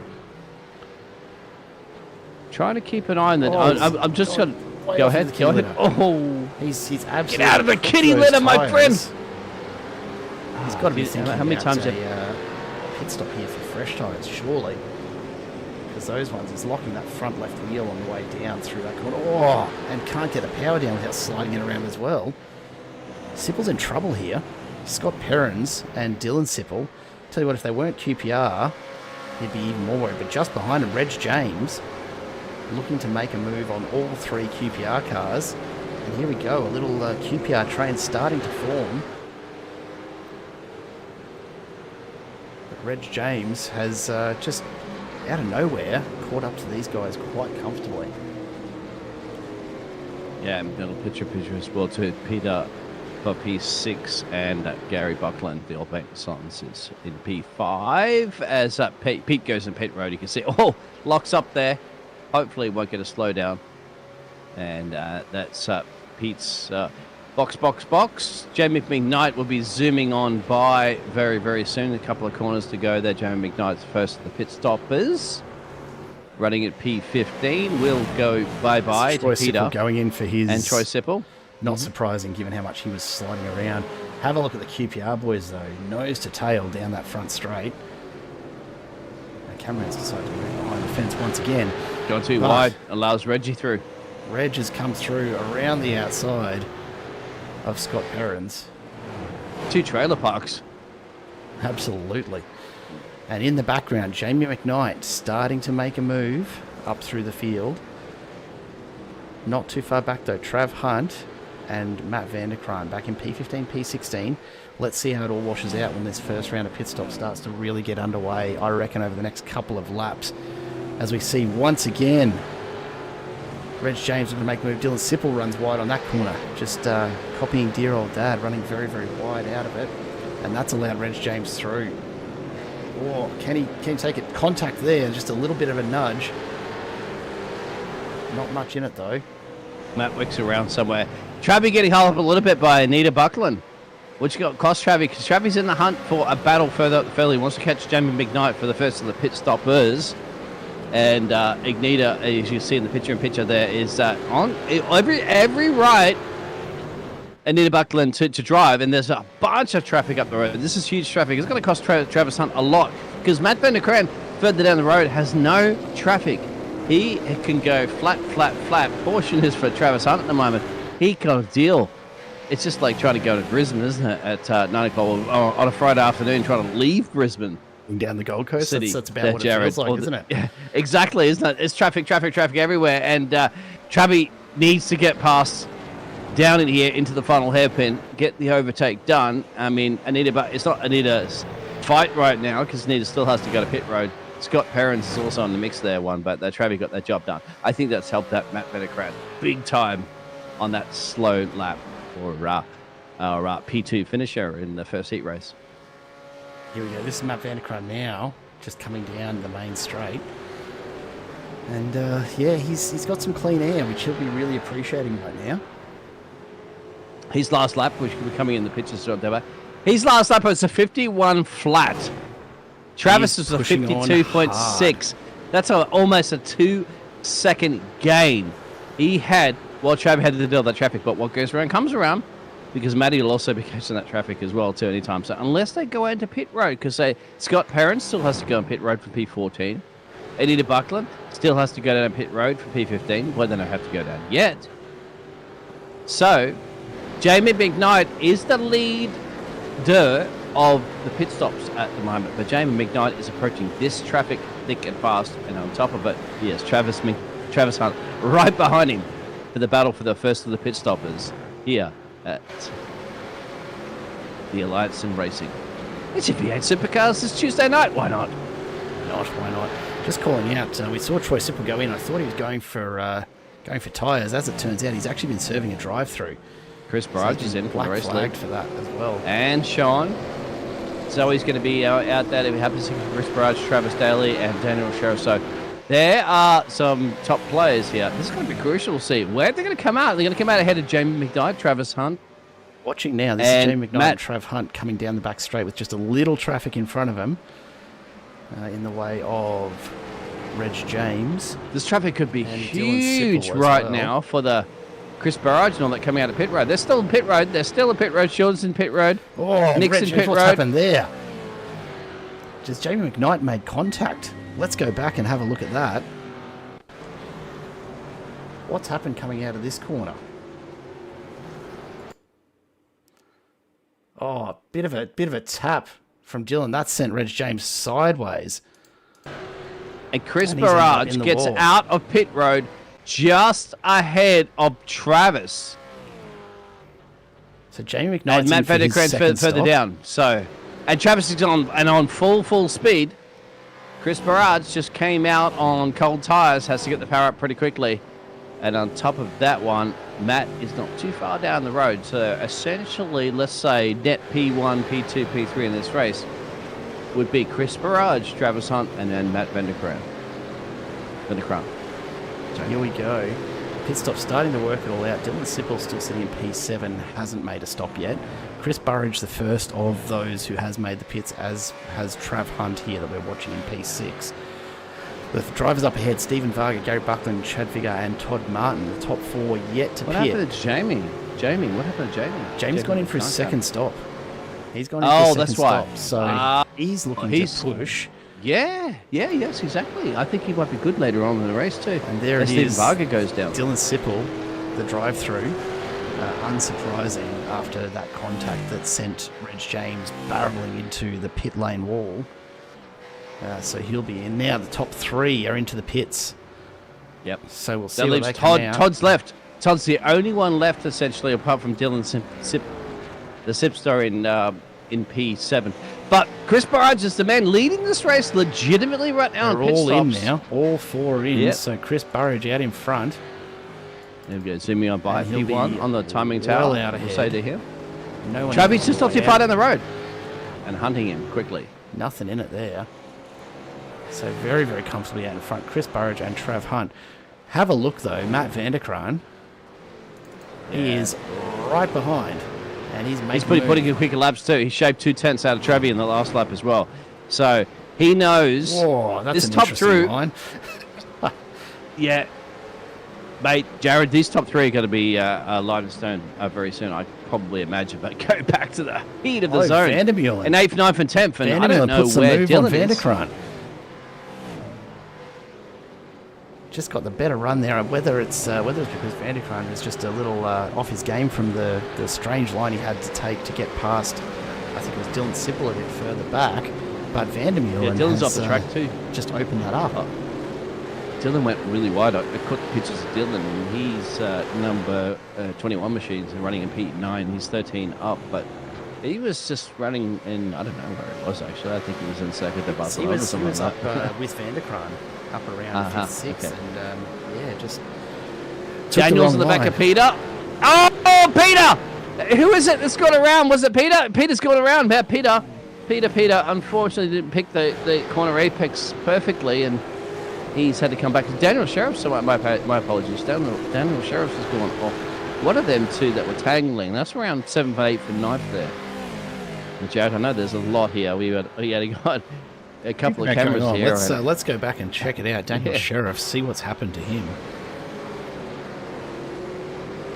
It's gone wide, isn't it? Oh, contact, isn't it? It's contact. He's hit the back. Locked up the brakes behind Peter Latham. And live pictures, my friend, Steve Varga on the back of, guess what? Matty van der Kraan. So you don't see this every day, somebody putting some pressure on, but Varg's here saying, come on, Matty. All right, let's go. Kick it up a gear, mate. You're slowing me down. Look, he's not wrong. He's not wrong. Stephen Varga has Can you believe that? Varg's telling our championship leader to get it on, mate. Yeah, come on. Like, choo-choo. Trainer's rolling. I got to point out, though, next stop. Sean van der Meulen put that move on van der Kraan and now holding reasonably comfortable. Oh, a big slide from Vargs there. Lucky to hold on to it. Van der Meulen just comfortably holding a second on van der Kraan right now. I don't want to put the moxie on him, but a stunning little bit of driving from him. He's still got to make a pit stop here soon. I'll be honest, if I was van der Meulen right now, I'd be thinking about making my second stop so that I'm not constantly watching the mirror for van der Kraan. However, you don't want to give van der Kraan clean air because he is just going to run away with it if he does have a gap in front of him.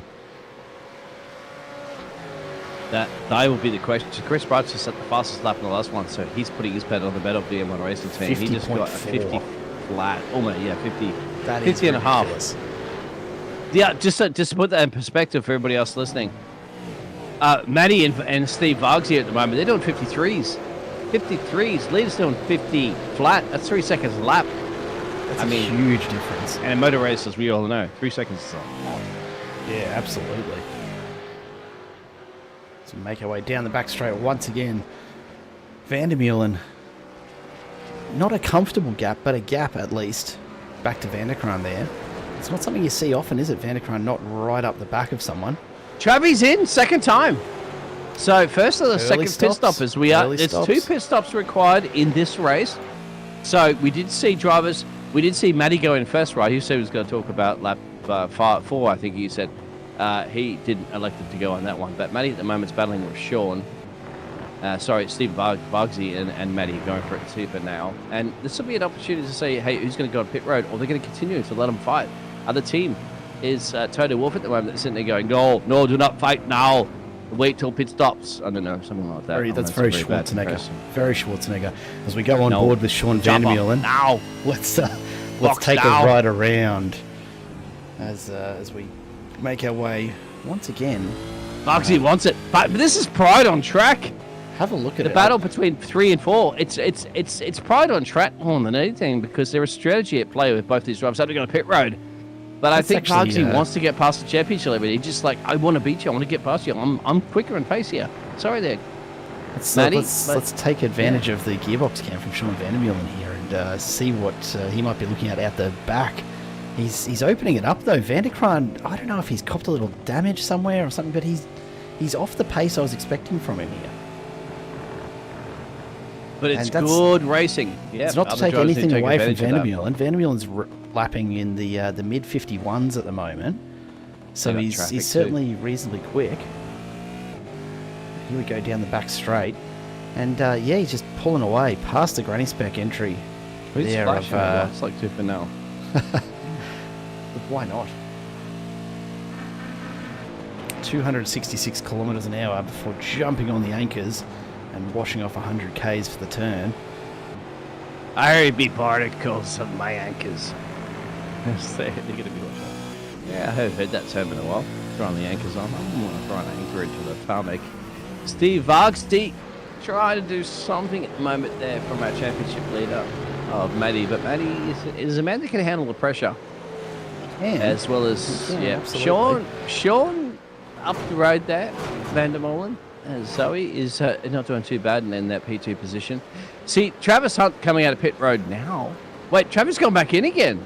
Oh, Travis Hunt is going back in pit road again for the 3rd time, Jared. Interesting. That's a drive-through. Maybe. He hasn't been issued one that I can see. Yeah, he's in his pit box, so I don't know what's going on there. And we just went in. Did he forget to put tyres on?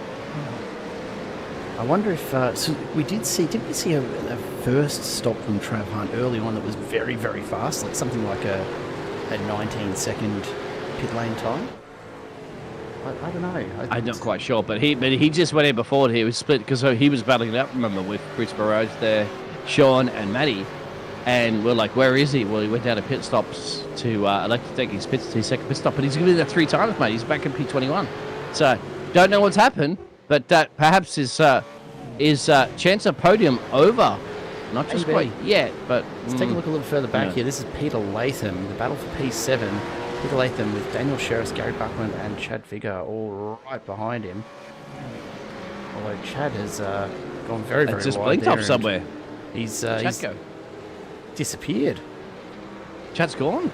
Oh, it's a disconnection, unfortunately. So I was going to say he was right there a moment ago. He's gone. No, he's gone. He's completely the gone. four-way battle for P7. I hate to see that what happens to drivers. We had those technical issues for us, don't we, up here in the broadcasting booth? But unfortunately, of course, it's a little less impactful for us. Our race is not over. Van der Meulen in. So he's making his second stop now. That's a good call, I reckon. So Van der Meulen in for his second stop. He's got to come out ahead of Jamie McKnight. Jamie McKnight back in P13. So he'll be coming around pretty quickly. Let's take a look and see where he is. So McKnight there down the back straight is the first who's made 2 stops. Let's see where Van der Meulen comes out. He's in the box now. Been cleared tight. He's got about 15 seconds, I reckon, here. 10 to 15 seconds. Jamie was the first one to jump, remember, on that one. Jamie was the first one. We're at the halfway mark here. This is lap 15 just coming to a close. Sean's coming out the corner. And I think he's got it. He's got Jamie. He's got Jamie. Should be able to go. And comfortably, too. So Van der Meulen 2 stops. Now he's got to put the pedal to the metal and make sure he doesn't fall too far behind. Here we go, further up the field. Daniel Sheriffs has made his way past Peter Latham, but very, very close. Lucky to not have contact there. That's cost Peter Latham some pace, and Gary Buckland looking to capitalise, has the inside run. Ain't over yet, mate. Big slide. Ain't over yet. Side by side as they make their way further down. Bucks the mate. Old mate and son's going to put up a fight here, and he certainly will. Setting it up the end's going to make a stick, of course, and swing it over to the right. Get on the power. Shuts the door on Peter Latham and closes it out. That's P7 for Gary Buckland. Taking a look further up, Matt Vanderkran and Stephen Varga still making their way around after Sean Van der Meulen pulled in for his pit stop. Chris Burridge, 12.5 seconds up the road. He's pulling a Matt Vanderkran. But he has to have a pit stop. Now, pit stops around here have been does, costing the but drivers. So does Vanderkran, so does Varga. 46, they've both got to make their 42s. second stops yet. So everyone has to make their second stop still. Sean Van der Meulen is the first to have made 2 stops back in P12. We'll keep an eye on him for a moment here because he's going to try and make a move on Todd Martin at the end of this straight, I'm sure. Sean's not enough. Sean's 50 seconds to change down the road from Chris, so it's not enough to cover off. Chris will come out in P1. Here we go. He's made the move. Yeah. So this will open up some space for Van der Meulen to start trying to close that gap down because you're right. He'll want to be 45 seconds ideally. He's lost a bit of pace there. And Martin, considering diving up the inside again, pulls out at the last moment. But yeah, Van der Meulen 50 seconds down the road. It's not going to be quite enough to close to Chris Burridge. But he had traffic to do it, but he's got to clear air. He needs to get on the power right now. Just get it done. Just focus. And but Chris is going to be doing this. Yep, go ahead.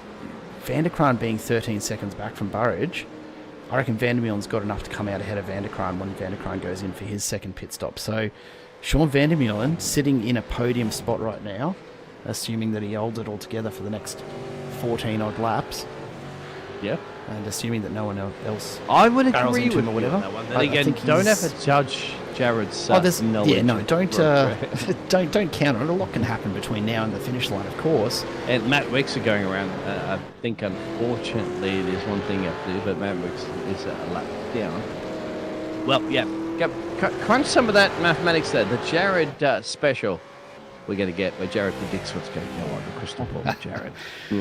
No, look, Jared's crystal ball. That's what we've got to look at, right? All of these pit stops around the 40-second mark. Chris Burridge is going to be trying to extend as far as he can to minimise the amount of fuel he has to take on. The only other question will be, does he take tyres at the same time? You'd have to think he's going for fresh tyres. But if he isn't, that might cut his stop time down even into the high American 30-second mark. the Yankee commentator say, so get 4 freshies. 4 freshies. 4 fresh freshies. 4 freshies. 4 fresh freshies. There you go. But yeah, I don't know. It's going to be a lot of work for Van der Meulen. So you see Van der Kraan's just dropped back. He's gone in for his second stop. There you go. So Van der Kraan is sitting in P9 right now. Van der Meulen closing up very, very quickly. Van der Kraan coming out of pit road. Matty is going to be slotting out ahead of Sean. Oh, that was a quick So stop. he's beaten Sean. Sorry So there, Van der Zoe, Meulen, out there. Look away. Don't he's get too in touch, disappointed but about it. that was a Sean's not too hell far of a away. stop from Van der Kraan. Sub 40 seconds. Still 15 seconds in the box. So he's taken on plenty of fuel, probably some fresh tyres. So Gary, that's, Gaz has made a mistake that's somewhere, I promising. think. That's Ooh, promising. Gary's just got off track. My apologies, cut you off on that one there. Jared, well, there's still some motor racing and it's absolute finest for it's Tuesday night here for the Alliance Sim Racing and it's going for gold. Meanwhile, speaking of going for gold, Chris Burridge here. Ignore the QPR car in the background because the next car on track behind him is Stephen Varga, 15.5 seconds back in P2. Burridge is absolutely schooling these guys at the moment. Now, granted, he's still got another stop to make. But if we take a look down the field, Van der Kraan right now is the first of the 2 stops done. And he's 48, almost 49 seconds behind Chris Burridge at this point. That's not going to be close enough to shut this gap down. It's not even going to... No. Chris Burridge goes in right now. Later. Yeah, Chris Burridge goes in right now. He's going to be out and around the corner. Van der Kraan will never see him. This lead is just massive. And the longer he manages to extend this before his second stop, the quicker that second stop becomes because he needs less and less fuel. So making the absolute most of very, very clear air is Chris Burridge. Let's take a look a bit further back in the field. P16, Anita Buckland has Reg James right up the bumper and he's going to make a move to come down to that final... I don't know if hairpin's the right word, but it's a long turn. Anita Buckland letting him just slide on through there. That line is a tricky one. There's 2 or 3 different lines you can take through that last couple of corners, and they all seem to be about as quick as each other if you get them right. Yeah, that's true, isn't it? Some tracks you'll have those lines because turn 3 up the Red Bull Arena as well. The Red Bull Ring can have multiple lines going for that one. Travi's on the back there at Peter Fossil, and that's back into the 18. I don't know what happened to Travi had to go on again, didn't it? Travi had to, he must have had a penalty or something, a minute boo-boo at pit stop because he was battling up the front there. He was going to have an opportunity getting another podium position here, but not quite at the moment. All of his stops, though, have been very legitimate stops. Like there's not been a drive-through in it. He's pulled into the box each time. I think that first stop of his was only a few seconds though, so I don't know. I don't know what's going on there. I see Trav Hunt. Maybe somebody in the chat let us know. Don't get too quiet. Zoe was out there chatting me earlier. Davey was out there. And then you've all gone probably, quiet. Just sitting next to Sean right now, just asking him what he needs. Anita Buckland gets passed by Trav Hunt. And he's making a move again. Trying to recover some points here. A long way to go though. P16 after a 3-stop race so far. No idea what's gone wrong. Oh, safety cars throw a spanner in the mix right now, wouldn't it? Don't we know that Scotty Bartine's sitting there. there going, come on, I wanted to drive the safety car out here and do something about it, but unfortunately Scott only gets that into there, isn't it? Way off into the kitty. Van der Kraan a 50.1, so he's pushing on. That's blisteringly quick. That's 2 seconds quicker than everybody else up the road ahead of him, apart from Chris Burridge, as Matt Wicks goes off the exploring the kitty litter as well too. This is Dane Nosturft and Rick Vigor going at it onto the back straight here. Dane's just made his way reasonably comfortably fighting off a bit of an attack. Simon Haynes looks to have had an issue. No, he's gone to the pits. I was worried for him for a moment. Box. That's your bad, Simon. He's got a lot of control there. He's going on in for stop number 2. Scheduled.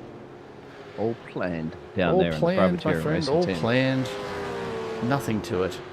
They be a pirateer. He knows exactly how to Oh my! throw the anchor when it needs to be thrown. I've really got you in the headspace of anchors tonight, don't I? You do. Yeah, you got me on the walking the plank on that one. Further up, P14. As Chris Raj goes in for his second pit stop. Here we go. Now, Toko walking the plank. Into walking the plank right now off pit road because this is had going to be go in. perfect. This will be the last time, isn't it? Had to go that in because they Vanderkram be was taking- closing. They pit stop. Vanderkram was closing. So let's just keep an eye on that. He's in the lane. He hasn't reached the box Bugsy in yet. as well. Bugs is in. Chris Barrage is in. So that's your pit stop situation currently at the moment here. Take a Really look like as Supercars. Vanderkram starts to come around. He's still a long way off though, down the back straight in Vandermeulen. The gap back to Vandermeulen huge now, 7 seconds. So Vanderkram, I don't know if he's just been taking it easy or what. But Chris Burridge, done dusted. He's out of the pits. Vanderkram hasn't even finished the front straight. He's never going to see Burridge. That's Yeah, you got huge. Gary Buckland in behind Burridge right now. Still has to make a second stop, so that's no factor. Vanderkran is still, 10, 11 seconds back right now from Chris Burridge.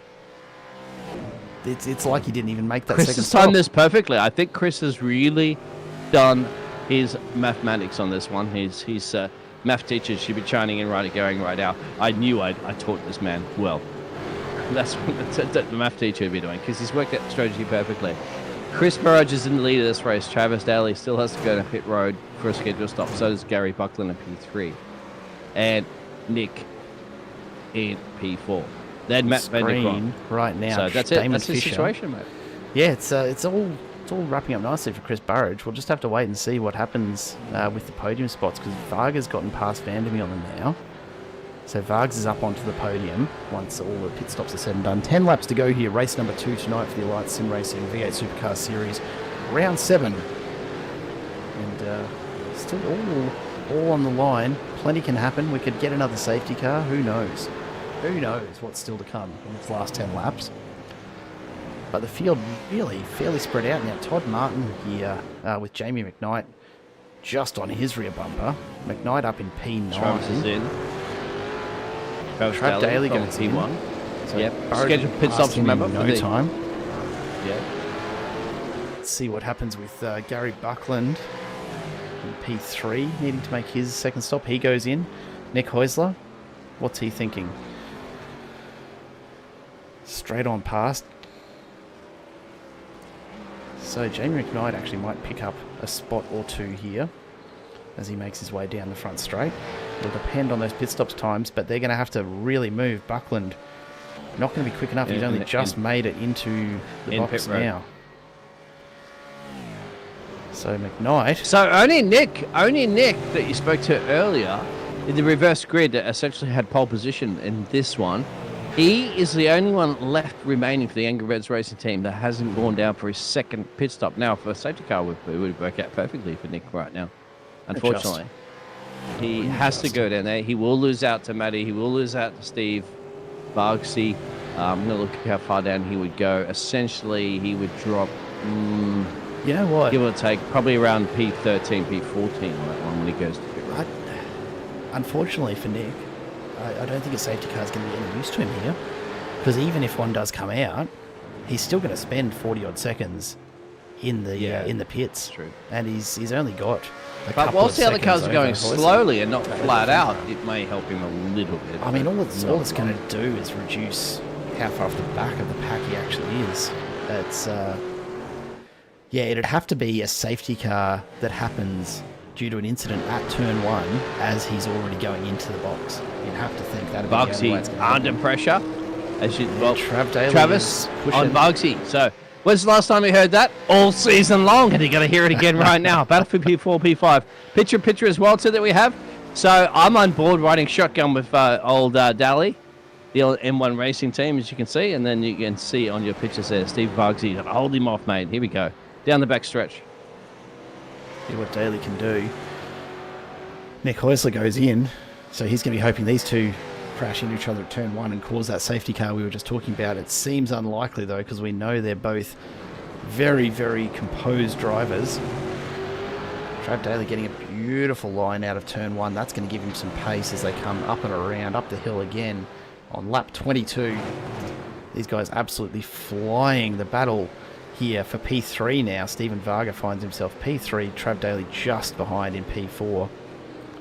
And Vandermeulen just a few seconds back in P5. Thankfully has about 10 seconds up his sleeve off at Peter Sattler in P6. So some good points coming his way if he can hold this together for another 8 laps or so. But this is the battle right here. Let's have a look back here, though. Todd Martin, Matthew Stoyles side by side down the main straight.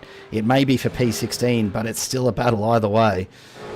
Matthew Stoyles. It's like Hell's Corner, isn't it? That turn here. Is. Absolutely. Get on the power. But there's no mountain to climb, gentlemen. Just Espana. It's a hill. It's a small hill they get to climb. It's not quite Mount Panorama, but it's something. But and also we've got a point to make around turn 1 there. They've actually got runoff if they get it wrong. It's not like Bathurst in that respect, is it? Oh, there's no Bathurst is runoff. What runoff? I mean, yeah. Oh, well, what chicane cutting through as Travis is in a picture as well. So this is the Battle of Steve Bug. Yeah, well, the mountain, of course, is one of those tough tracks. It's, you don't go there if you're learning to drive. That's for sure. You go in there if you're learning to crash. More than anything, the mountain is, because it will punish you if you make mistakes. But this is a different racetrack. You have runoff areas. You have forgiveness. There's a little bit of space. It's not road track, which is a nice change. Trav Daly's lost some pace there. Well, Varga's just found an extra gear, opening it up to 1.2 now. Yeah. As Vargas just pushes on. So the top, in fact, all the drivers now have all made. Are you paying attention? Yeah, put up the DRS. Yeah, it's fine. Nothing to it. No. Anyway, well, I'm still curious to know what happened with Travie, because our number 32 machine, he's back in P10 now, and he went to pit road 3 times. That's the reason why he's back in P10, so he's no longer into that podium fight. Yeah, Jamie McKnight as well made a third stop. Don't know what happened. Somewhere. Jamie McKnight made a third stop, so he finds himself back in P13. Yeah. That's a bit odd.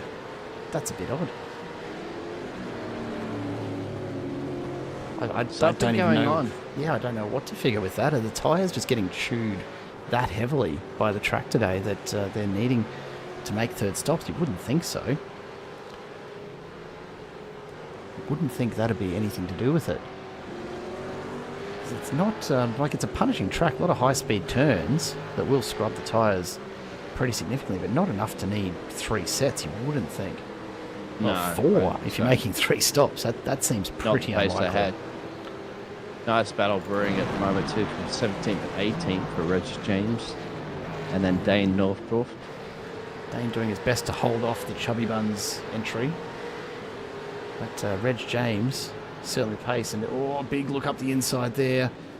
Very close. Has to just tap the brakes to not go into the back of Dane Northcroft. He's going to have another crack at it here though, surely. Come down through the S's once again. Just behind Reg James. That's Scott Perrins from QPR, the 888 entry back in 19th. So he's just watching on. Oh, Dane runs very wide. That's going to be all Reg James needs. And through he goes. Can Dane respond? Can he pull that back here? Or is Reg going to walk away? And sure enough, it looks like he's walking away with it. Just needed that little bit of extra pace. And then down the back straight, Dane is not going to be close enough to take advantage of any slipstream there. Let's look back up front though. Stephen Varga, Trav Daly still at it. 4 tenths between them. As Daly continues to poke and prod and try and find some kind of weakness in Varga's driving. Just hasn't found it yet. And Varg's consistent as always.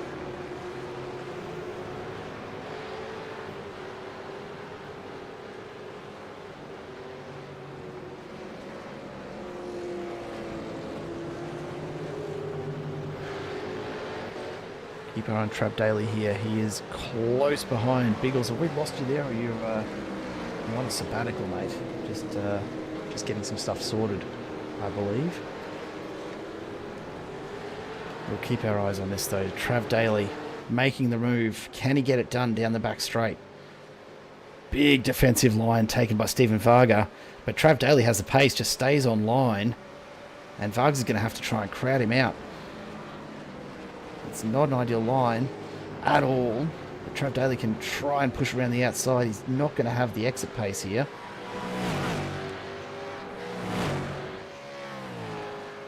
And somehow, Stephen Vargas managed to hold on to that. But Daly closer and closer as we make our way through turn 1. Once again, lap 25 now. It's coming to a head. These guys are going to have to start thinking about where they want to finish up and just how much they can afford to push. Because Sean Vandermeulen still 7 seconds back, but if these guys do take each other out, that's going to be eaten up in no time. Yeah, Bugsy going to hold off. Bugsy going to try to hold him off at the moment there, but it's good battling at the moment. It's a battle for the final bubbly stuff at the end of the day. Bugsy has to hold off Travi to get that one. And not too much there for Chris Barrage. I think Chris Barrage is going to have this one. It's going to be more about getting the other M1 on the podium, isn't it? Because you got one M1 on the podium. You want to get the second one on there. Absolutely. Chris Burridge 13 seconds out in front. Just him and Clean Air and nothing else. Matt Vanderkraan only managing a couple seconds ahead of Stephen Varga here. Trav Daly, though, looking to make the pass. Takes a big look up the inside, but Vargs, the defensive line. And this is what we always talk about, the defensive approach that these guys take. Some of the more skillful driving. Daly's got a great drive up the inside there. It's not going to be enough. It's only a short straight to take advantage of it. Can he get the run out of this turn?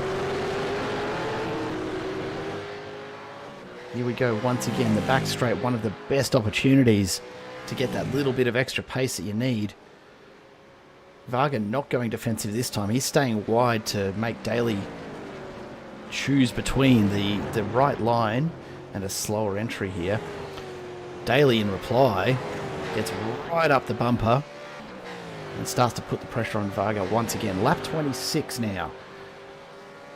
It's coming down to the last few laps, as always, to decide the podium. I still can't get used to this whole this Vanderkraan in P2 thing. It's a bit odd. I don't know about you, Biggers, but I don't know if I can adjust to this. Well, I mean, Chris has been the mastermind on the strategy in this one, so there's Matt's got pace, but at the end of the day, I mean, you can throw all the Einstein theories at that one. It's still going to be just right place, right time, and Chris has managed that one. And Matty's capable of somehow accepting a P2 every once in a while. He'll have to. Vargs is going to hold on for the P3 because Travis Daly's really, as you can see in the pictures, putting the pressure on. And so there, Stevie Vandermeulen, he'll be finishing in P5 hopefully because there's got a bit of a gap down, 5 seconds to change it down to PD. So here's the dream. Here's the dream scenario for Sean Vandermeulen. Yep. Trav Daly locks up the brakes, nails it into. This is the back Hollywood of Stephen scripting, Varga. right? Let me get my notes. I'm going to get a pen. Here's the only thing that can save Vanderkraan from a certain P2. Trav Daly locks up the brakes, goes into the back of Stephen Varga, wipes them both out. Safety car comes out. Vanderkraan closes up the gap to Burridge, and we find ourselves with a 2-lap sprint to the end. What do you reckon? Is it on the cards? Well, I'll tell you what, friend, the Oscar award goes to...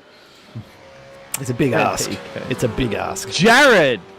For, I mean, there's a new F1 movie at the moment coming out starring Brad Pitt, but I think it'll be starring the executive producer here of Jared Cole, because you've just got the Hollywood script written all over this one, my friend. But I just like a bit of a cliffhanger at the end of the race, That said, I don't want this battle to end to make that happen. Varga and Daly, as always, putting on an amazing show. Vargs hasn't quite got the drive out of that corner, and that's allowed Daly to get up very, very close behind. Get on the gas battle, Daly. What are you doing, mate? The Dalster versus the Vargster in the dying Stephen stages Varga, though, of our feature race. He is a very, very strong defensive driver. Makes excellent choices in terms of his line. Daly's up against it here. He's running out of laps. He's running out of time. he's also running out of tyres because he's been pushing hard for a long time. Those tyres have got to be starting to feel just a little bit greasy. He's been trying everything at the moment just to He's in a Ford, mate. What do you expect? You can see a little wiggle there as he gets on the power.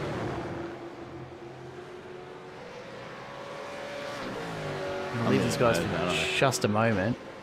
This is Jamie McKnight and Simon Haynes a little further back.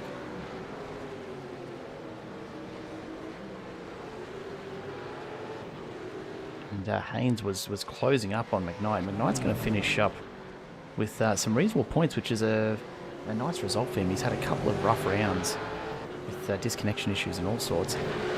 But here we go. Trav Daly. He's close. He's got the pace. He's got the drive. And he's also got the inside line here. He's going to push now, remember Stephen this. out wide. Jared, remember, the inside-outside apron, what happens, the outside apron will give you the sprint across the line, but will it give you another lap that you'll have to do into turn one? Turn one's a sharp left 90-degree coming up as well, too. Big slide from Stephen Varga. That's going to cost him a lot of pace down the straight. Trav Daly's going to breathe a massive sigh of relief. Vargs did an amazing job to hold on to that and not end up going into the pit lane wall. And now they're both running wide. Runs wide. Both running wide. They are pushing track limits. hard. Who needs them? Yeah, track limits. Track limits are for Formula One. They're advisory. They're advisory. Yeah. You're allowed to test them out a few times a race, is what I understand. I Oh, tell you what, Travis Daly and Stephen Varga just got a 10-second time penalty from the Formula One race control. No! They don't get that here, my friend. This is real man racing. Well, I shouldn't say that Formula One's not. I'm going to get myself shot in dead here. I don't think that's got anything Let's to do just, with the time penalties, honestly. Beep that out. And, Yeah, we'll edit it in post. It's fine. It's Chris fine. Barrage in the lead. Gary Buckland holding off Damon Fisher right now. But only just. These guys battling it out for P8. Just ahead of them, Peter Sattler and Daniel Sheriffs. The other Old Mate and Sons entry.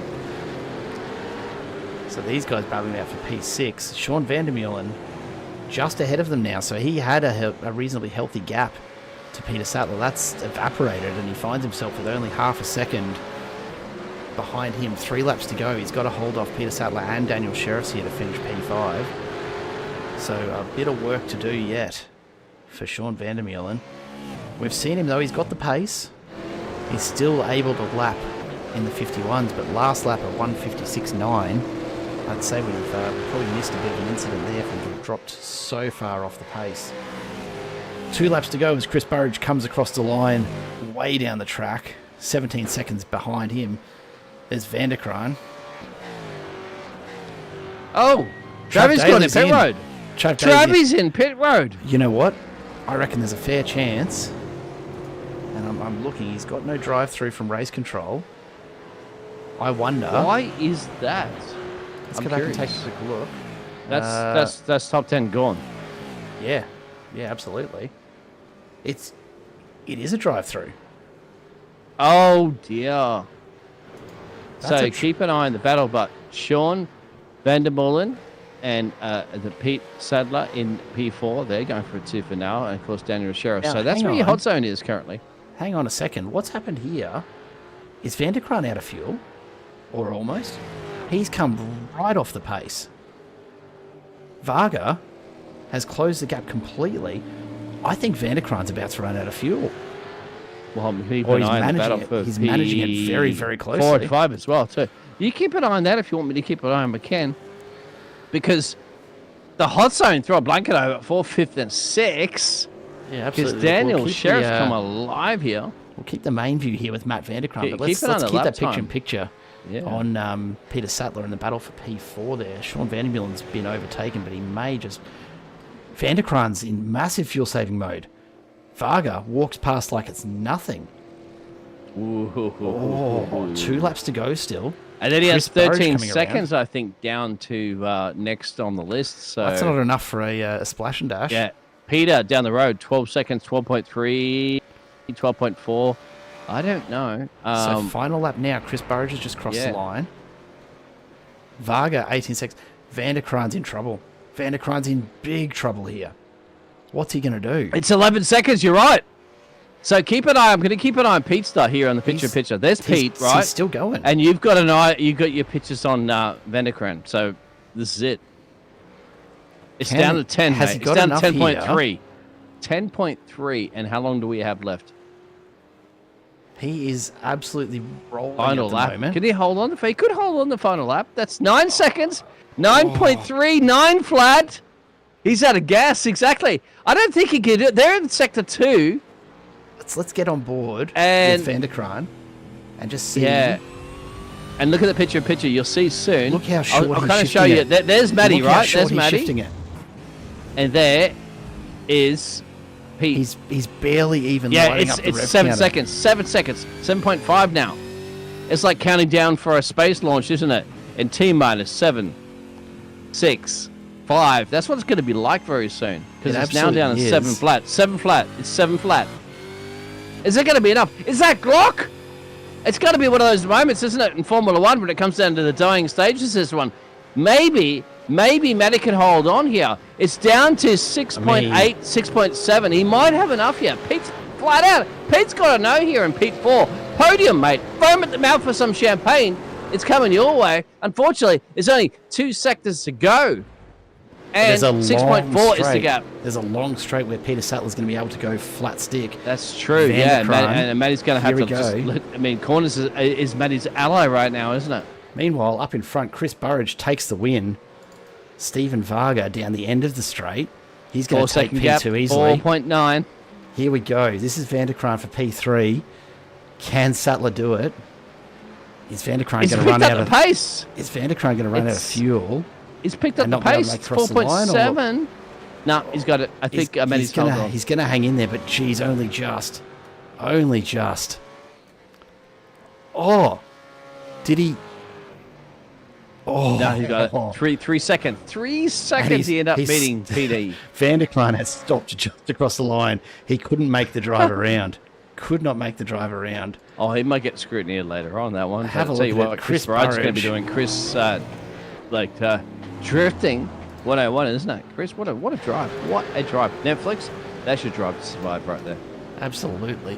What a finish, though, for Matt Vanderkran, just managing to hold on to his P3 there. That's that's probably not what he was expecting to be finishing with. But he made it. Only just. Peter Sattler taking P4 there. As we see Chris Burridge just making his way around the track and, as always, putting on a show as he does it. Let's take it back. Big slide there. We'd love to see it, don't we? Love to see it from him. And the key letter as well, too, but the man can drive, so tell you what, I can't do that. Congratulations, Chris. We'll let him roll around here in the background as we take a bit of a look as we're joined in the green room shortly by some of these drivers. Chris Burridge taking the win over Stephen Varga and Matt Vanderkran. We might, while he's available, jump straight in and have a quick chat to Stephen Varga. Mate, Vargs, for so long, battling it out there with Vanderkran, and clearly fuel the issue for him tonight, hey? Yeah, he must have made a little error in calculating his fuel, and I was having a good battle with Trav as well, until I kind of made a bit of a mistake. The rear tyres kept getting a bit hot, and I got lucky there too, because he was just one shy off a drive-through and ended up getting that, so that's what took him out of the podium. I'll take it where you get it, right? That's a nice little right. finish for you and some good points in the championship. You're looking forward to the last few rounds here. How much sort of an impact do you think you can make on Vanderkran's lead over the next few rounds? Next to nothing. That's always just fun. He's in another level. He's flying ahead, so just do what we can and see what happens. That's all we can hope for, mate. A couple of podiums for you tonight. Very, very well raced all round. We'll let you go and celebrate that with the other QPR guys. A stellar night for Stephen Varga. Thanks for dropping by, mate. Thanks for the broadcast. Always a pleasure. As we jump now, the man that we'd usually be speaking to last here, but Matt Vanderkran, that might have been a little light on in the tank there, hey? Yeah, with about 10 laps to go, I realised I was about 8 litres short. It's, and coughed it over the line. So, yeah, look, not ideal, but anyway, them's the brakes. Yeah, look, what do you do? What do you do? We were watching Peter Sattler coming back at you.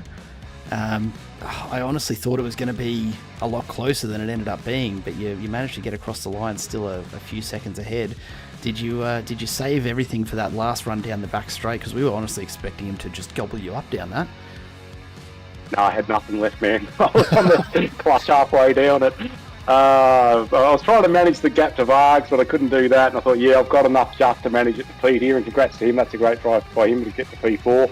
To be honest, even if I had full fuel, I don't reckon I would have caught Chris Burridge anyway. He drove a great race. So hats off to Chris. Well done. Huge race from him tonight, mate. He's stepping up where, I don't know, mate, maybe you just took your eye off the ball a bit compared to what we usually expect. We usually expect you to be out in front by 20 seconds at the end of one of these. So, look, it's not your night tonight compared to usual, but still a fantastic finish in P3. Nothing to sneeze at, and just cementing your lead at the top of the championship. Well done on the drive tonight, mate. Yeah, cheers, boys. Yeah, not my finest night, but still enjoyed it as always. And thanks for your efforts in broadcast there, boys. Always a pleasure. Matt Vanderkraan, P3 in race number 2 there. And the man of the hour, Chris Burridge. Good to speak to you again, my friend. How are you? Oh, pretty good. Pretty happy with that one. Yeah, enjoying a lot of clean air there tonight. What was the difference for you? You just seem to be on another level for everybody in race 2 tonight. I got a great start. Got out into the front, I think, and yeah, just go for it. I reckon the other guys sort of were dealing with some issues back there, and yeah, I just kept going. That's good. Kept going is an understatement, finishing 19 seconds ahead of Stephen Varga and 26 seconds ahead of Matt Vanderkraan. I can only assume that you've decided to take lessons from Vanderkraan's last few finishes where he's found himself about 15 seconds out in front. Yeah, mate, that's massive. How are you planning to back that up next week? More practice. Like, I was probably pretty lucky with this track because obviously it's new to pretty much everyone, I reckon. I just put in a few nights of practice. That obviously helped. Yeah. Bit of an understatement, mate. Fantastic result for you, Biggles. I don't know about you, mate, but I'm starting to think that we should be just agitating for a few more Chris Burridge wins, if only for the drifting displays afterwards. What do you reckon, mate? Oh yeah, Chris, come on, you got to be showing off to the rest of the world. Keep doing those drifting, my friend. Yeah. And drifting away into success, of course. A fantastic strategy on the reverse grid. As you gained yourself, I think you started at 5 positions down as well too, and you said 42 on top of the timesheets. That's how you get it done. Yeah, there you go. Talking about my drift laps, I was saving fuel on that last stint, so I had some fuel. Oh, rubbing it into Matty right now. Matty was like, "Give me that gas, mate." Matty was probably driving alongside you, trying to siphon it out of your car. Yes, but there you go. My drift lap wasn't very impressive this week. I'll practice more next time, I reckon. See, that's what we like. Dedication to improving your craft no matter what. Yeah. Fantastic race tonight, Chris. Awesome result in race number 2. We'll let you go and have a chat to everyone in the post-race and celebrate another good night of racing for yourself. Alrighty, thank you very much, guys. Cheers, Chris. Good to chat as always. Biggles, that is just a complete reversal from what I was expecting tonight, honestly. Vanderkraan's been so consistent. What were you expecting there, Chris? Come on, what did you earlier? You told me sitting on the fence. What was your predictions on that one? Yeah, well, I would have said Vanderkraan, but yeah, look, he's not had the usual night. Still a P3. I mean, you can't argue. If we have a look at a bit of the rest of the results there, Peter Sattler picking up a very well-earned 4th. Sean Vandermeulen in 5th, managing to hold off Gary Buckland, so great result for him as well. Trav Daly and Trav Hunt back in 7th and 8th, followed by Peter Latham. And Jamie McKnight sneaks into the top 10. I'll tell you what, you look at that gap, the top 10, Jamie McKnight finishing just over a full minute behind Chris Burridge gives you a feel for just how far out in front Burridge actually was tonight. Simon Haynes in P11, with Matthew Stoyles just behind in P12. Then Todd Martin and Nick Heusler rounding out 13-14. Reg James finds himself in P15. Dane Nothdurft and Scott Perrins in behind them. Michael Hayes, look, not the night he was probably hoping for, finishing back in P18. Rick Vigar had some issues, and Damon Fisher as well, a bit off the pace alongside Daniel Sheriffs And then a couple of issues for both of the Sipples and Anita Buckland finishing 1 lap back, along with Craig Rose and Phil Marsh. Then Matt Wicks from Granny Spec Racing, Joseph Branshaw, a bit of a shock for him tonight, unfortunately. Chad Viggar, massive issues, finishing back 17 laps, so really out midway through.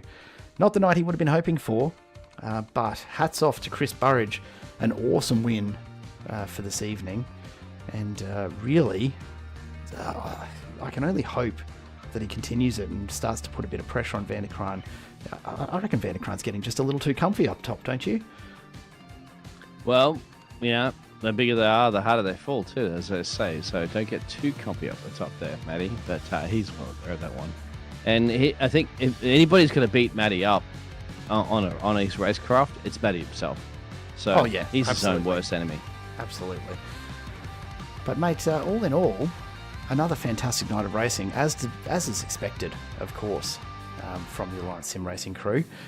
I don't know about you, but I'm starting to think we're getting closer and closer to the end of the season here. Next week, though, round 8, Twin Ring Motegi at night. We haven't seen these guys race at night yet this season, so that's going to be just a whole other thing. A whole other thing. So... Wait, they actually have headlights in these cars, don't they? They're not like do the have NASCAR headlights. trucks and stuff they're not They do have painted on. headlights. They're actually real. Well, I'll have to do a bit of recce work this week just to understand just how much lighting we're going to be working with, and yeah, see that'd if be we a can test even on see your anything. processor as well too, and as well as the drivers. When you start adding all those extra light elements, stuff like that iRacing has, your GPU is going to start going through the roof, gentlemen. So I'm sure the drivers will be aware of that too. Yeah, we'll have to do some testing beforehand, make sure we can bring you the same great coverage that you used to hear from Simple Racing Broadcast. But Biggles, another night of racing done and dusted. Thank you so much for joining me once again. Muchas gracias, Señor Jared. Using up all of his Spanish speak there. Mate, we'll see you again next week, I'm sure, for more V8 Supercars right here with Alliance Sim Racing. The V8 Supercars series making its way through with just 3 rounds to go. Anything can happen from here, but Matt van der Kraan's still maintaining a pretty solid lead despite not having the night that he was probably planning in race number 2. But all around, some fantastic performances on track once again from all of the drivers in the series, and been an absolute joy to cover it.